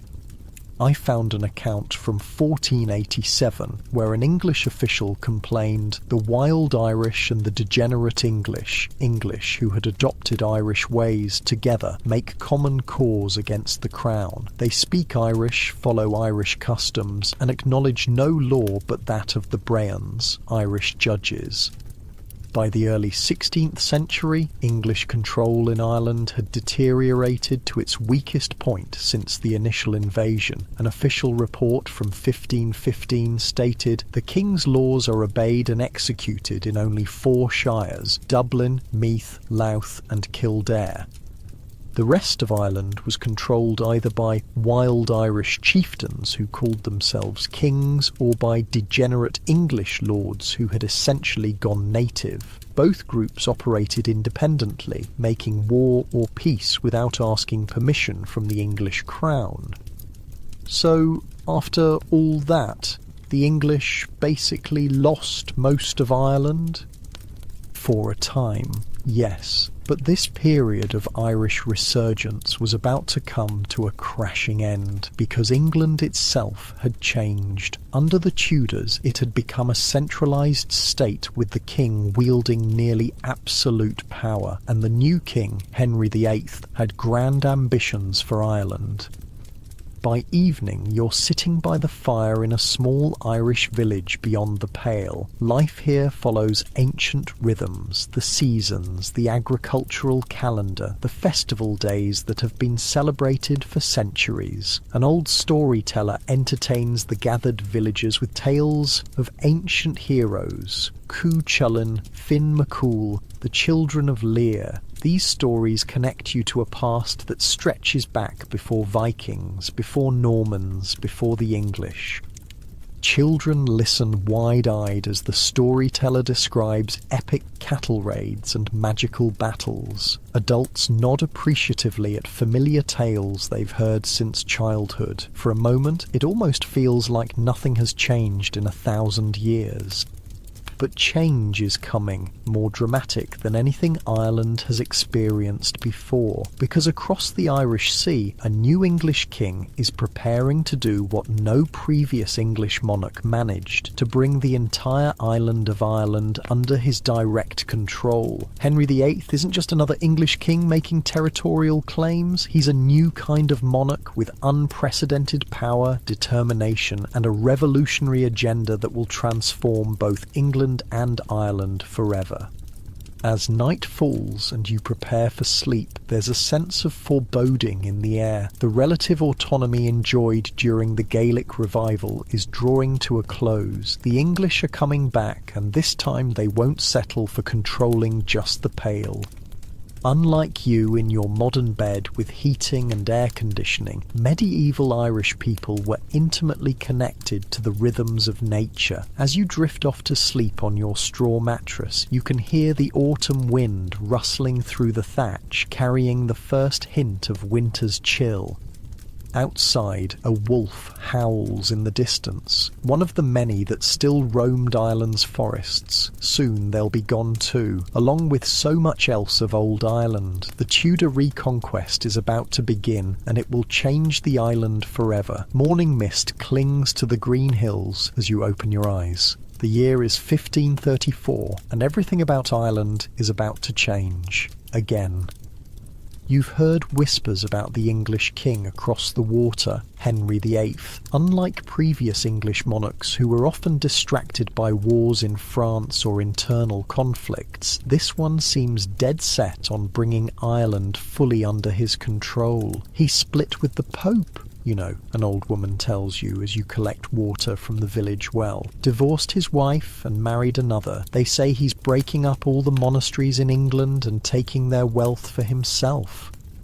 Religious revolution in England is sending shockwaves across the Irish Sea. For centuries, despite political differences, both Irish and English shared the same Catholic faith. Now that's changing too. But before we dive into Henry's grand plans for Ireland, let's talk about the Fitzgerald family, because they're about to trigger one hell of a crisis. Remember the Fitzgeralds? They'd been in Ireland since the original Norman invasion and had become one of the most powerful families on the island. By the 1500s, they were Earls of Kildare and effectively ruled much of Ireland as the king's deputies. Gerald Fitzgerald, the 9th Earl of Kildare, was Lord Deputy of Ireland, basically the King's representative, but Gerald, like many Anglo-Irish lords, had gone semi-native. He married into Irish families, spoke the Irish language, and often ignored orders from London. So, this guy was supposed to represent the King, but just did whatever he wanted? Pretty much, Gerald fought against Irish clans when it suited him, but also made alliances with them against rival English lords. He ruled like a king in all but name. Naturally, this didn't sit well with Henry VIII, who was all about centralised royal authority. In 1526, Gerald was summoned to London and imprisoned in the Tower for 4 years. Eventually, he was released and allowed to return to Ireland. But in 1534, he was summoned to London again. This time, he never came back. He died in the Tower the following year. While Gerald was imprisoned, his son, Thomas Fitzgerald, was left in charge of the family holdings. Thomas was known as Silken Thomas because of his fancy clothing and the silk fringes his horsemen wore on their helmets. When Thomas heard rumours that his father had been executed in the Tower, which wasn't actually true yet, he snapped. In a dramatic scene at St Mary's Abbey in Dublin, he renounced his allegiance to Henry VIII. According to chronicles, Thomas threw the sword of state, the symbol of royal authority, on the council table and declared, "This sword of state is yours, not mine. I have need of my own sword now. I am none of Henry's deputy. I am his foe." Talk about burning bridges. Oh, he was just getting started. Thomas raised an army and declared himself King of Ireland. His forces quickly seized control of Dublin, and in the mid-1800s in Victorian Britain, bare-knuckle boxers fought for over 100 rounds with no gloves, facing broken faces, mangled jaws, and certain death while the crowd roared. These fighters rose from the humblest working-class origins to become the greatest sporting superstars of their day, fighting for the honour to be the very first undisputed champion of the world. Here's what life was really like as a Victorian boxer. Okay, so, if you're here a lot, you know I ask for likes and subscribes, but seriously, where are you guys? Comment your location and time. Sometimes I see someone from California listening at 3 PM and I'm like, are you napping? Tonight's stop, Victorian boxing rings. Hold up though, get cozy first. Adjust those pillows. Pull up that blanket. Trust me, once we get going, you won't want to move. The blood is everywhere. On your knuckles, in your eyes, dripping down your chin.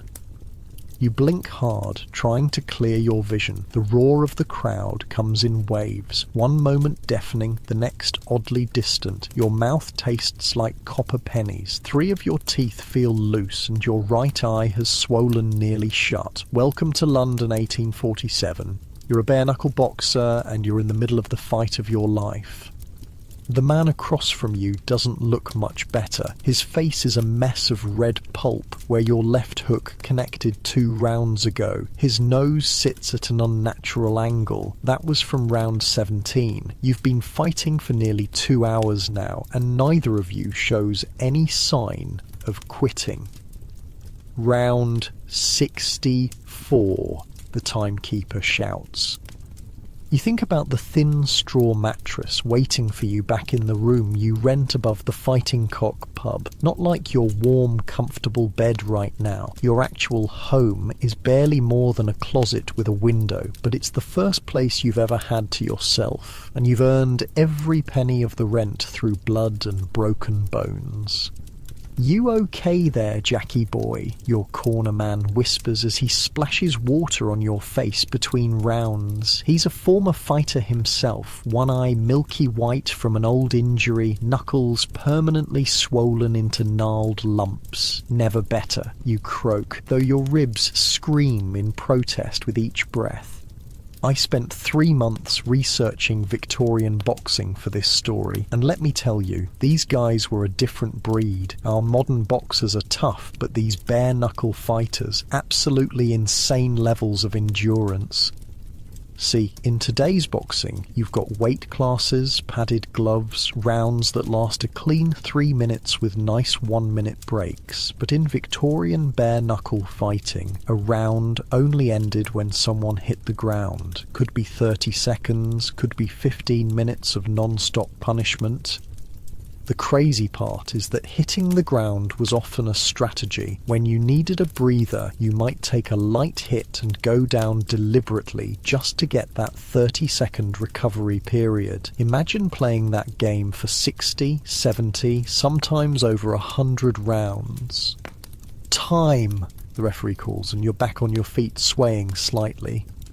Your opponent, Butcher Bill, they call him, lunges forward with a wild right hand. You see it coming. One benefit of fighting this long, you learn each other's patterns and slip to the side, letting his fist sail past your ear. The move costs him his balance, and you drive a sharp left into his exposed ribs. The crowd explodes. You can make out individual voices now. Break his bloody jaw, boy. Finish him, Butcher. 10 quid on the young one. I know what you're thinking. Why would anyone do this? Good question. For most fighters, it was one of the only ways out of soul-crushing poverty. In Victorian Britain, if you were born poor, you'd almost certainly die poor, unless you had a special talent. And for some men, that talent was violence. Most bare-knuckle boxers came from the working class. Butchers, blacksmiths, dock workers, guys who grew up doing hard physical labour and fighting in the streets. For them, boxing wasn't just sport. It was one of the few chances to escape a life of grinding poverty.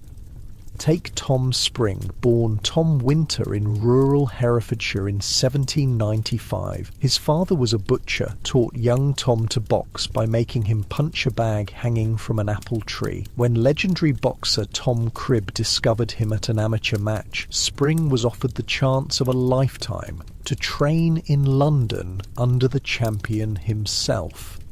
At 18 years old, Spring left behind the only home he'd ever known for the smoke, noise and filth of London, a city that would chew up and spit out most country boys. Jesus, you mutter as Butcher Bill lands a heavy blow to your shoulder. The impact sends a jolt of pain down to your fingertips.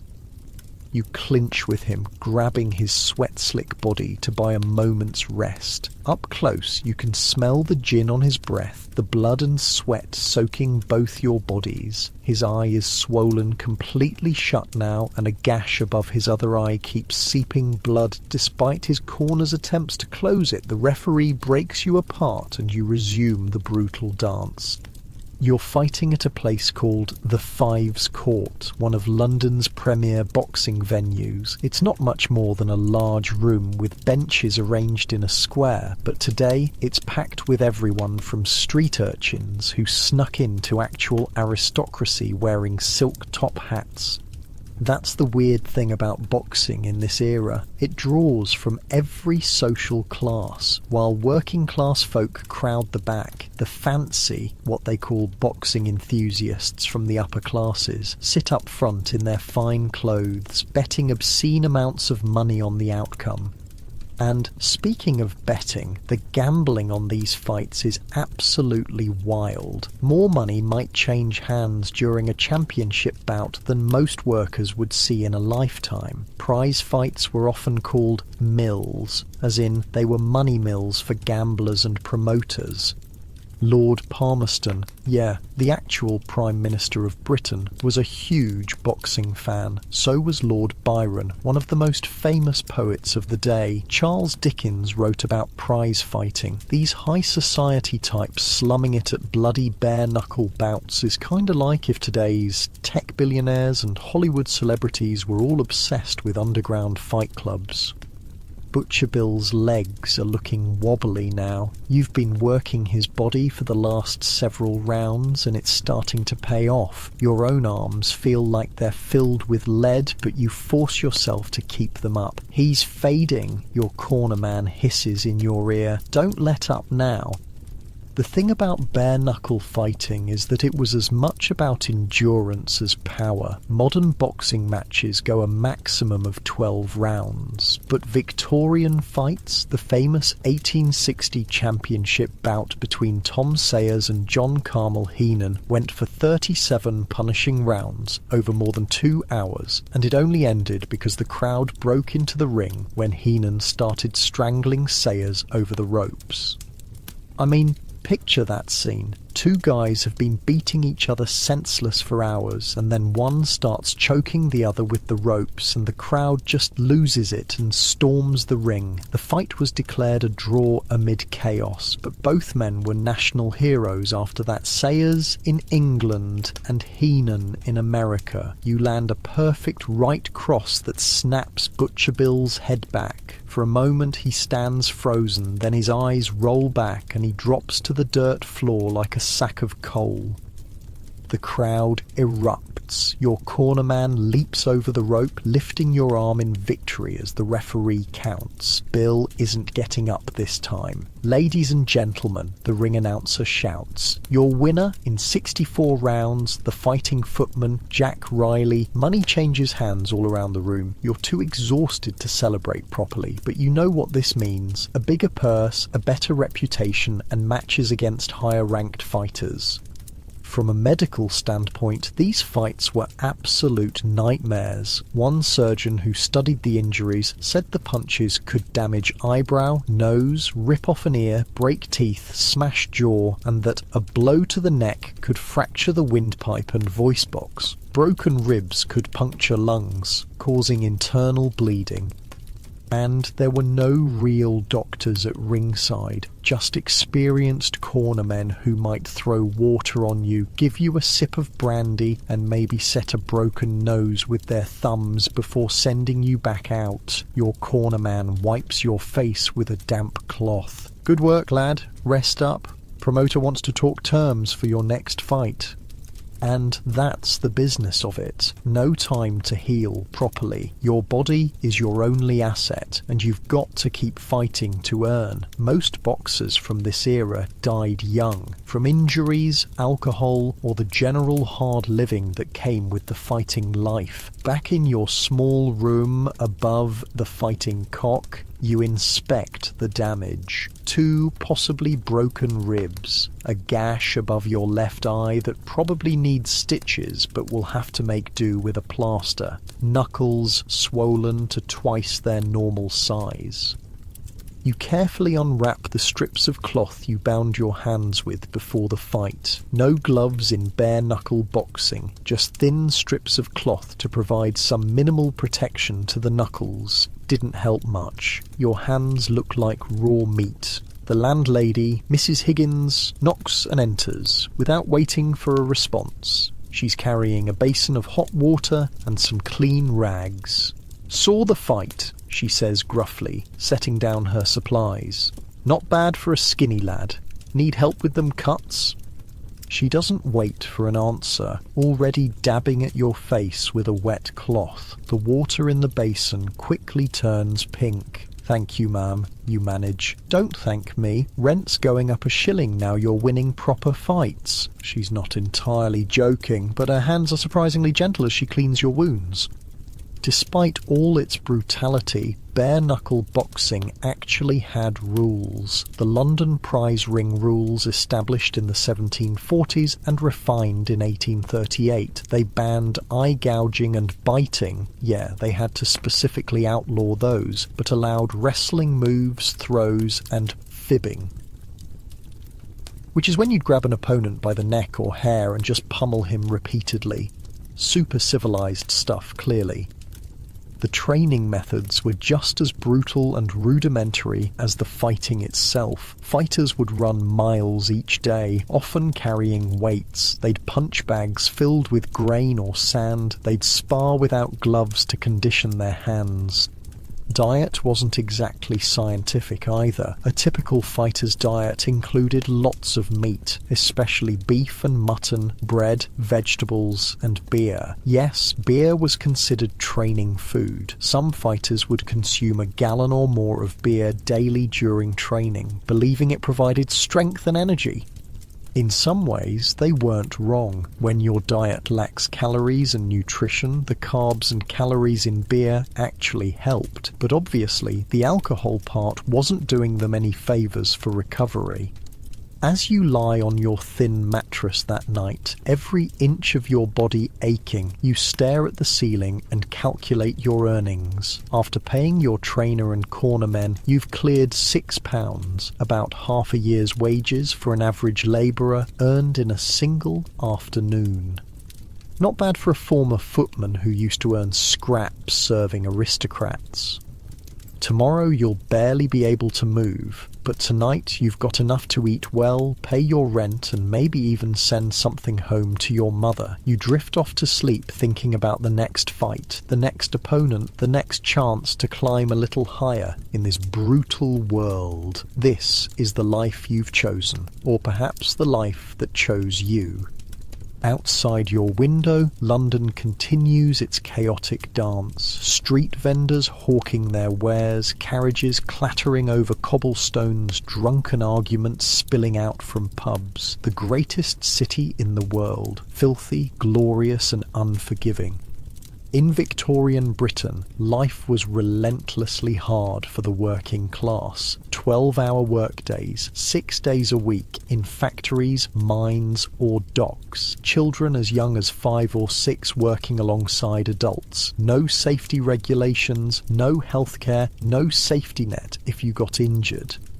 For someone with fighting skills, the prize ring offered a desperate sort of hope. Top fighters could earn more in one bout than most workers made in years, but it came at a terrible physical cost. Even the greatest champions rarely made it to old age. Tom Sayers, one of the most famous boxers of the era, died at 39 from tuberculosis, diabetes and the effects of alcohol. His American opponent, John Carmel Heenan, made it to 38 before tuberculosis took him too. Yet when Sayers died, his funeral procession was one of the largest London had ever seen. Over 100,000 people lined the streets to pay their respects, a testament to how deeply prize fighting had embedded itself in Victorian culture. As your consciousness fades, you realise that for better or worse, you're part of this world now. The blood, the pain, the roaring crowd, the desperate gamble for a better life, all of it sewn together into the patchwork fate of a Victorian boxer. The last thought that passes through your mind before sleep claims you is simple. I wonder how long I can last in this game before it kills me. Unlike you in your comfortable modern bed right now, sleep for a Victorian boxer wasn't about relaxation but recovery. The desperate need to heal enough to fight again. As you drift off to sleep in your safe, warm home, miles and centuries away from those brutal rings, perhaps you can appreciate just how far we've come. And yet, something about their raw courage, their willingness to stand toe-to-toe and test the very limits of human endurance, still calls to something primal in us. Maybe that's why these stories of the first fighting champions still captivate us, even as we wince at their brutality. Sleep well. There's more to this story tomorrow. Dawn breaks through your grimy window, painting your small room in dirty gold. Your body screams in protest as you force yourself to sit up. Each breath sends daggers through your ribs. Your knuckles have scabbed overnight, tight and painful. This is the morning after victory. Feels a lot like defeat. Up, you lazy mongrel. A loud bang on your door. Ned Clark, your trainer. No rest for the wicked. You grunt in response, which he takes as an invitation to barge in. Ned's a tank of a man, 50 years old, with cauliflower ears and a permanently broken nose that whistles when he breathes. 20 years ago he was a champion. Now he makes champions, or tries to. Jesus, Mary, and Joseph, he says, surveying your battered face. You look like hammered shit. Feel worse, you manage, voice like gravel. Good. Pain means you're alive. He tosses a bundle onto your bed. Clean yourself up. got you eggs and steak at the butcher's. You need red meat to build the blood back. This was actual medical advice in the 1840s, by the way. Fighters believed red meat built blood after a fight, and they weren't entirely wrong. The iron and protein did help recovery, even if they didn't understand the science behind it. See, medical knowledge around boxing injuries was primitive at best. No ice packs, no anti-inflammatories, no physical therapy, just raw eggs, red meat, whiskey for the pain, and maybe some herbal poultices your trainer swore by. Got us a meeting, Ned says, watching you struggle to pull on your shirt. Man with money wants to talk. 2 hours, the rose and crown. Not fighting again for weeks, you protest. Your body couldn't take it. Ned snorts. Course not, you daft bastard. You're meat for at least a month, but we need to strike while you're hot. Yesterday's win put eyes on you. The bundle he brought contains a fresh shirt, slightly too big but cleaner than anything you own, and a small jar of pungent-smelling salve. For them hands, he explains. Old gypsy remedy, horse fat, beeswax, and God knows what else. Don't ask, just rub it in. You force down breakfast at the pub downstairs. 3 barely cooked eggs and a slab of bloody steak. The protein helps, but your jaw aches with every chew. The landlady brings you tea with honey, a kindness you hadn't expected. For your throat, lad, she says. You took some hits there. This was the life cycle of a Victorian fighter. Brutal combat followed by desperate recovery, trying to heal enough before financial necessity forced you back into the ring. Many fought while still injured from previous bouts, accumulating damage that would eventually end their careers. Or their lives. While today's boxers might take months between fights, Victorian pugilists often fought every few weeks. The human body simply can't heal that quickly, especially without modern medicine. Every fighter carried injuries from their last bout into their next one. The cumulative damage was catastrophic. Walking to your meeting takes effort. Your legs are stiff, your back aches, and the bright morning light makes your head pound. Every passerby seems to stare, some with admiration, others with disgust. Your face is a public advertisement for your profession. The rose and crown is a step up from your usual haunts, cleaner with actual glass in the windows instead of oiled paper. Ned is already there, nursing a pint and chatting with a well-dressed gentleman. Ah, here he is, Ned booms as you approach. My promising young fighter, Jack Riley. The gentleman turns, appraising you with cold efficiency. He's maybe 40, wearing a tailored suit and gold watch chain. His hands are soft, uncalloused. He's never worked a day in his life. Not with those hands. Mr. Holmes, Ned introduces him. Businessman and sporting enthusiast. You've learned enough to know what that means. A gambler, a man who makes money from other men's blood. Sit, young man, Holmes says, gesturing to a chair. That was impressive work yesterday. 64 rounds against the butcher. Most wouldn't last 20. You mumble thanks, uncomfortable with his scrutiny. I'll be direct, Holmes continues, sipping port despite the early hour mail. You have talent, but no management. Mr. Clark here is an excellent trainer, but you need backing to reach the top ranks. He's not wrong. Boxing in Victorian England was as much about connections as talent. The best fights, the biggest purses, they went to fighters with powerful patrons, men who could arrange matches, handle promotion, place strategic bets. I should mention, these businessmen weren't always on the up and up. Boxing operated in a legal grey area, and many patrons had connections to gambling networks, criminal enterprises, and corrupt officials who could be paid to look the other way when a fight was arranged.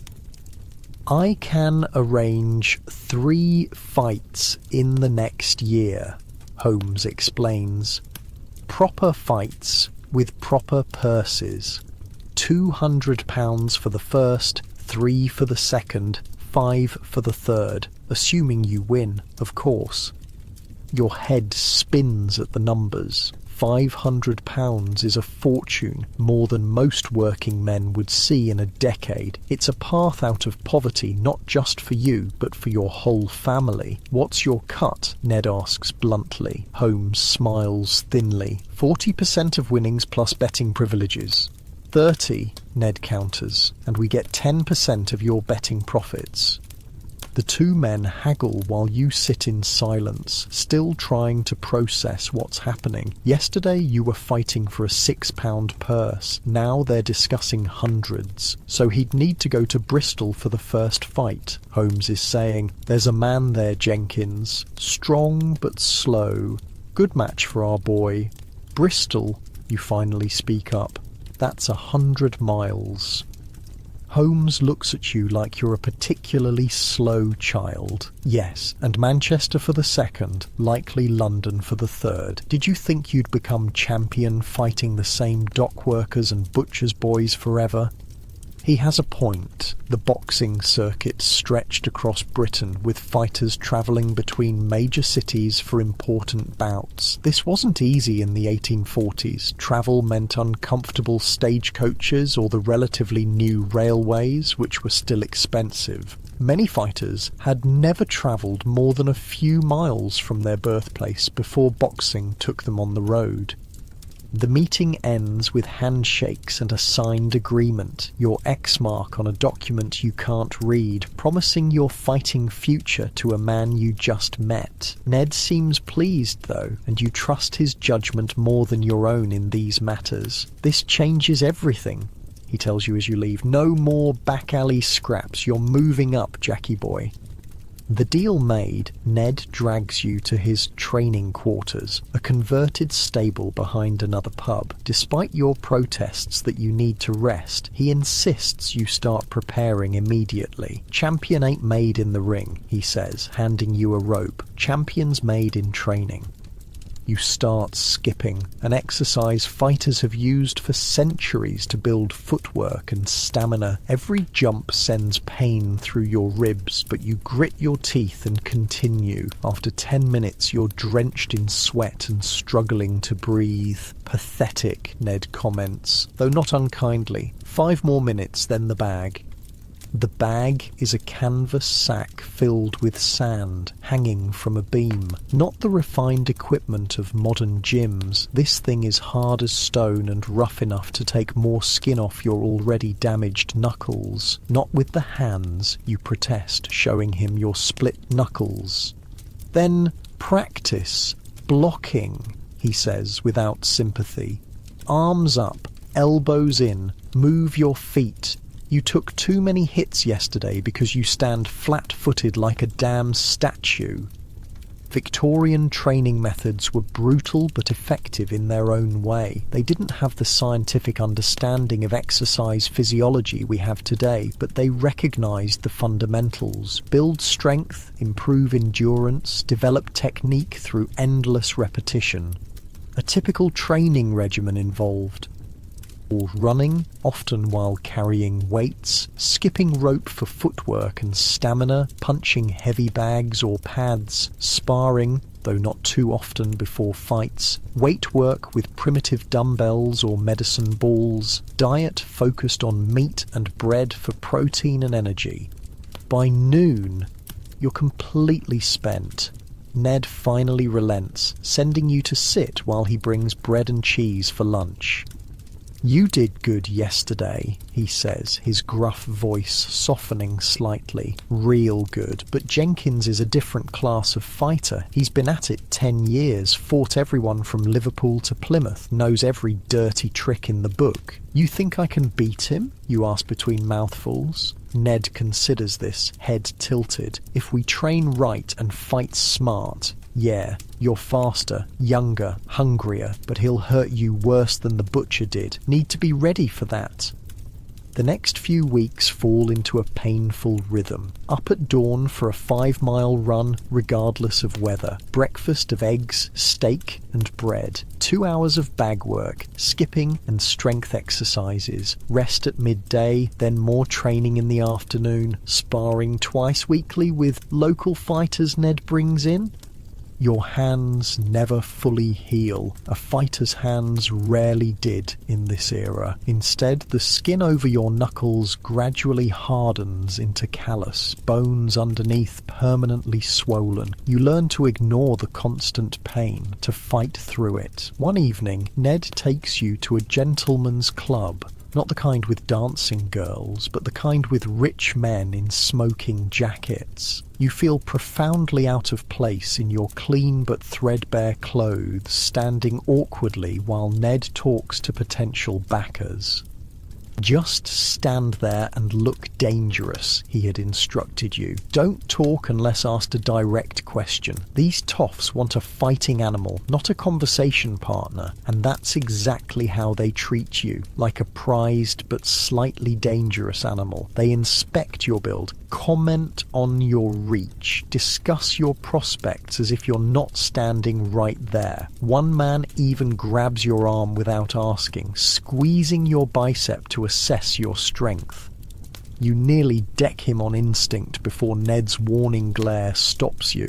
"Strong lad," the man comments to Ned, "but how's his stamina past 40 rounds? Like a bloody steam engine," Ned boasts. "Butcher Bill couldn't break him in 64.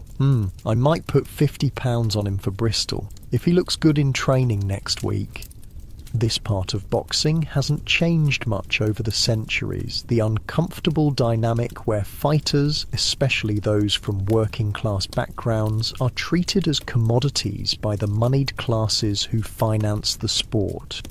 In Victorian England, this class divide was even more pronounced. Boxers were entertainment for the wealthy, who placed massive bets on the outcomes. Some aristocrats genuinely loved the sport and respected its participants, but many simply viewed fighters as vessels for gambling, disposable once they stopped winning. What has changed is the level of protection for the athletes. Modern boxers have managers, contracts, medical supervision. Victorian fighters had, well, men like Ned doing their best, but often out of their depth against the power brokers. "We leave for Bristol in 3 days, Ned tells you as you walk home. "Holmes is arranging everything. Train light tomorrow, rest the day after. Need you sharp." The journey to Bristol takes a full day by railway, your first time on a train. Under normal circumstances, you might have enjoyed the novelty. Instead, you spend the journey staring out the window, mind consumed with the coming fight. Jenkins has a reputation. They call him the Hammer, for his powerful right hand that's supposedly broken 3 men's jaws. 15 years in the prize ring, only 4 losses in over 30 fights. A local hero in Bristol with a passionate following.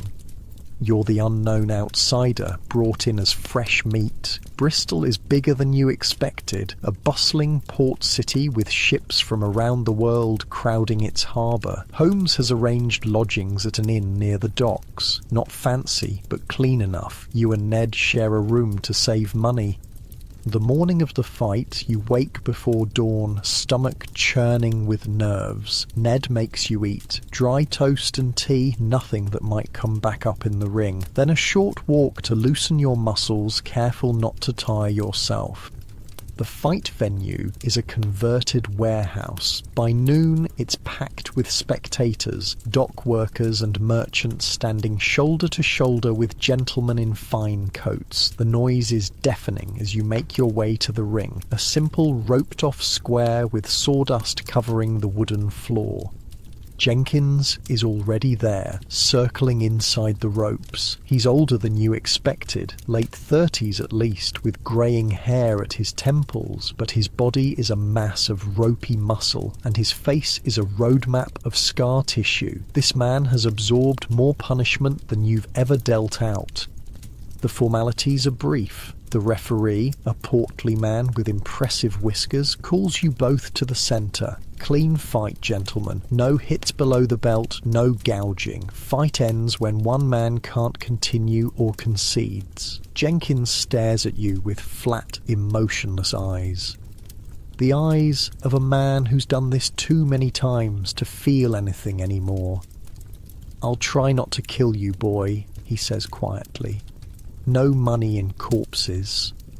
You return to your corner where Ned gives last-minute instructions you barely hear over the roaring in your ears. Then the bell rings, actually a hammer striking an iron bar, and it begins. Jenkins comes out cautiously, more technical than Butcher Bill. He circles, tests your defense with light jabs, looking for weaknesses. You respond in kind, remembering Ned's advice. First 5 rounds, just stay safe. Learn his patterns. He's old, make him work.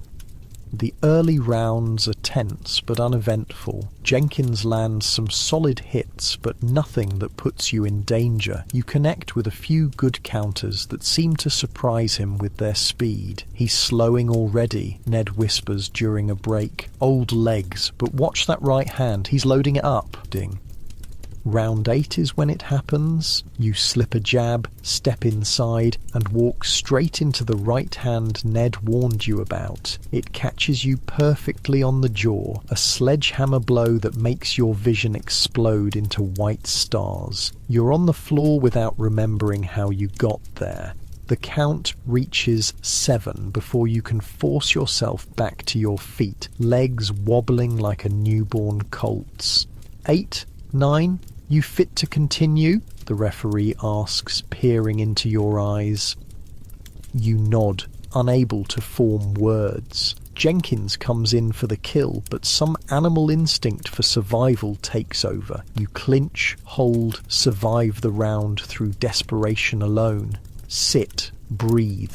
Ned's voice seems to come from very far away as you collapse in your corner. He presses something cold against your jaw, a metal flask filled with water. The pain recedes slightly, enough to clear your head. "I'm okay," you mumble through a mouth that feels stuffed with cotton.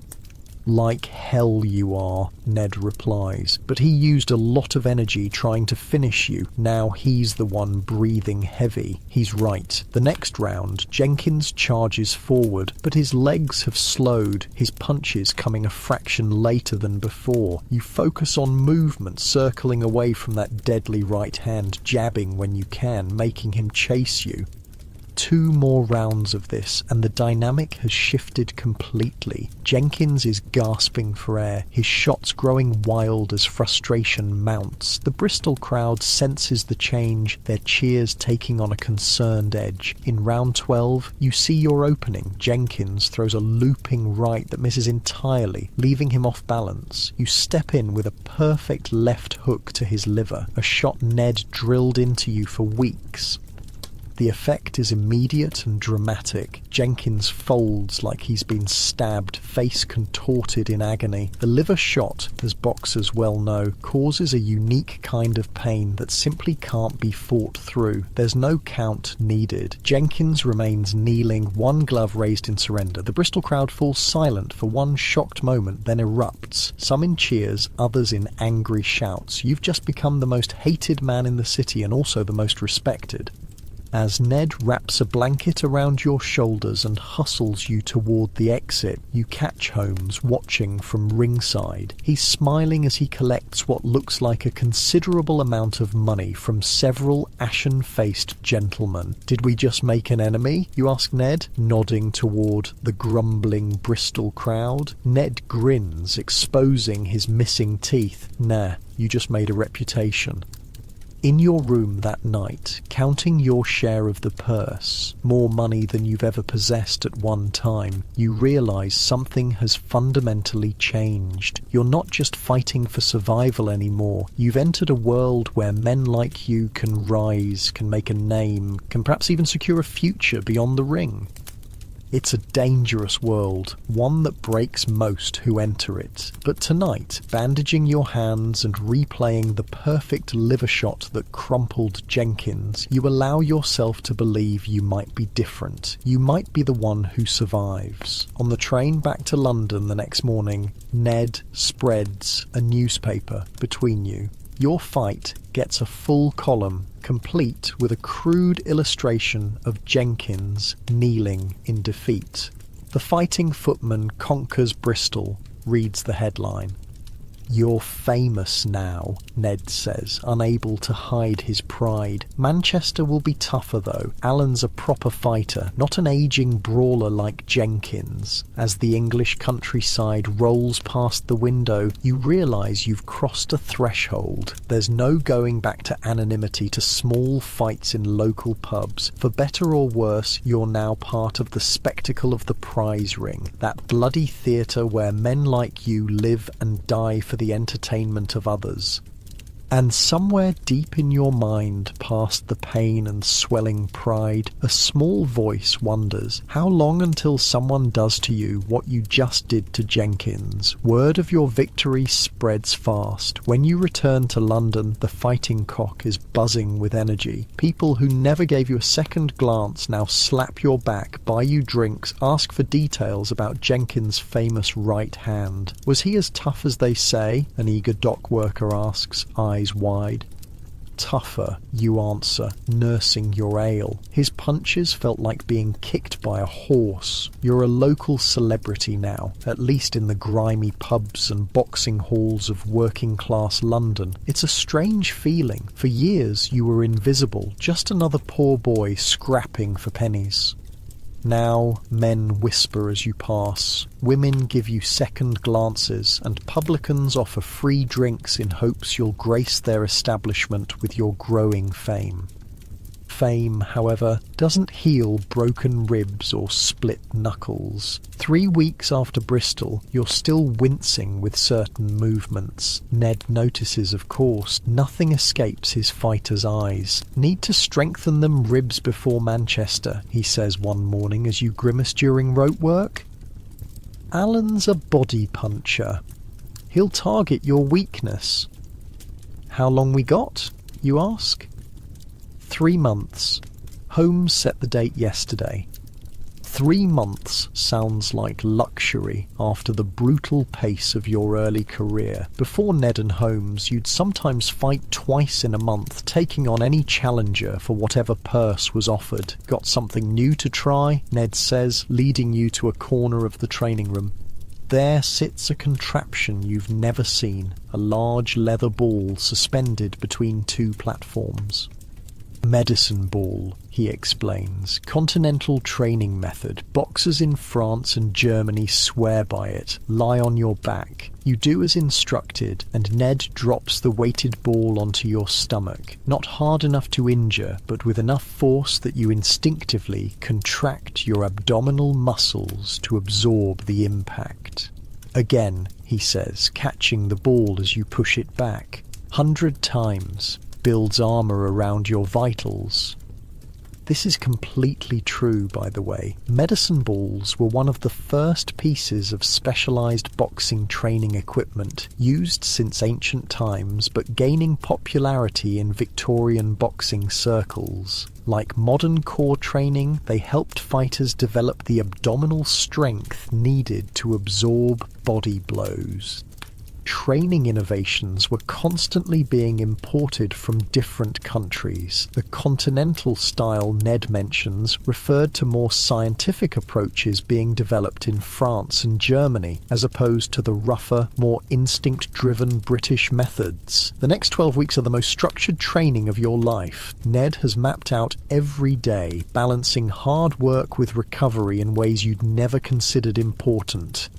Mondays and Thursdays are for strength, medicine ball work, lifting primitive dumbbells, carrying weights while walking. Tuesdays and Fridays focus on technique, endless hours of punching the bag, practicing blocks and counters, drilling specific combinations.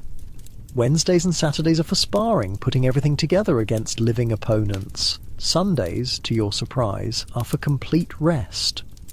Body doesn't build during work, Ned explains when you question this. Builds during rest. Even God took Sundays off, lad. Between sessions, your education continues in other ways. Holmes arranges for you to watch experienced fighters at various London venues, studying their techniques. You spend hours at the Fives Court and similar establishments, absorbing the subtleties of foot position, weight transfer, defensive head movement. See how Cooper keeps his right hand high, Ned whispers during one bout. Old London style, different from the Liverpool fighters, they lead with the left shoulder more. Most fascinating are the regional differences in fighting styles. Just as modern boxing has distinctive national schools, Cuban, Mexican, Eastern European, Victorian boxing had city-specific approaches. London fighters typically used a more upright stance, while northern fighters often adopted a crouched position. Liverpool boxers were known for aggressiveness, Bristol fighters for technical defence. These weren't formalised styles with coaches and manuals. They evolved organically through local tradition, passed from veteran fighters to newcomers in the back rooms of pubs and makeshift gymnasiums. Your growing status also brings new attention, not all of it welcome. One evening, a well-dressed young woman approaches your table at the Fighting Cock. She's clearly not from this neighbourhood, her quality clothing and refined speech marking her as someone from a higher social class. "Mr. Riley," she says, no question in her tone. "I'm Miss Catherine Wilson with the London Illustrated News. I write profiles of interesting Londoners." You shift uncomfortably. Don't know about interesting, miss. A former footman becoming a rising star in the prize ring? I assure you, our readers would find that fascinating. Ned, returning with drinks, spots the interaction and intervenes. "No interviews before Manchester," he says firmly. "Bad luck."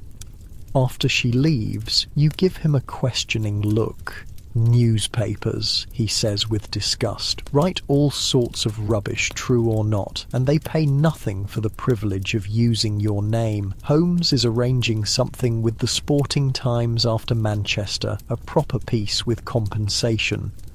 The press played a crucial role in boxing's popularity during this era. Publications like Bell's Life in London, The Sporting Magazine, and Pierce Egan's Boxiana created celebrities out of successful fighters. Their colourful reporting, often exaggerated for effect, helped transform local fighters into national figures. For boxers from working-class backgrounds, this attention was both opportunity and hazard. The right kind of press could attract wealthy patrons and bigger fights, but it also put pressure on fighters to live up to their printed reputations, sometimes pushing them to fight when injured or take on opponents beyond their abilities. As Manchester approaches, your daily routine expands beyond just training. Holmes brings you to events where wealthy sporting enthusiasts gather, gentlemen's clubs, private dinners, exclusive gambling houses. You're paraded like an exotic specimen, your rough manners and fighting physique a source of fascination for men who've never known physical labour or genuine hunger. "Smile more," Holmes instructs before one such gathering. "They're betting men, need to look confident but not arrogant." "What do I say if they ask me questions?" you ask, adjusting the borrowed suit that doesn't quite fit your fighter's build. Say little, be respectful, call them sir. If they ask about Manchester, tell them you respect Alan's experience but back yourself to win. These social performances become almost as exhausting as your physical training. You're caught between worlds, no longer just a simple fighter, not remotely a gentleman. The coded behaviours and subtle hierarchies of high society are more confusing than any opponent's fighting style. At one such event, you're cornered by an elderly lord with impressive side whiskers and the ruddy complexion of a lifelong drinker. Tell me, young man, he demands after several brandies have loosened his tongue, what does it feel like to be hit with bare knuckles? Really feel like, I mean. You consider the question seriously. Depends where you're hit, sir. Body blows wind you, like you can't catch your breath for what feels like forever. Headshots? Sometimes you don't feel them until after. Sometimes there's a flash of light, then nothing. Worst are the temple hits. Make your legs go all rubbery while your mind stays clear, watching yourself fall and can't do nothing about it. He listens, fascinated, like you're describing exotic travels rather than physical trauma. Extraordinary, and you choose this life? The question catches you off guard. Did you choose this, or did poverty and circumstance choose it for you? It's a living, sir, you finally answer. Better than most available to lads like me. He nods sagely, as if you've confirmed some private theory. Remarkable creatures, you fighting men. Remarkable. As you lie in your bed that night, a proper bed now, in lodgings, homes arranged that don't leak when it rains, you think about the Lord's question. The fighting life has given you more than you ever expected. Money in your pocket, some measure of respect, even a small taste of fame. But the cost is written in the scars on your face, the permanent swelling of your knuckles, the mornings when your joints ache like those of a man 3 times your age. Unlike you right now, cozy in your modern bed with good medical care available if you need it, Victorian boxers had no safety net, no pensions, no health insurance, no modern surgeries to repair the damage accumulated over a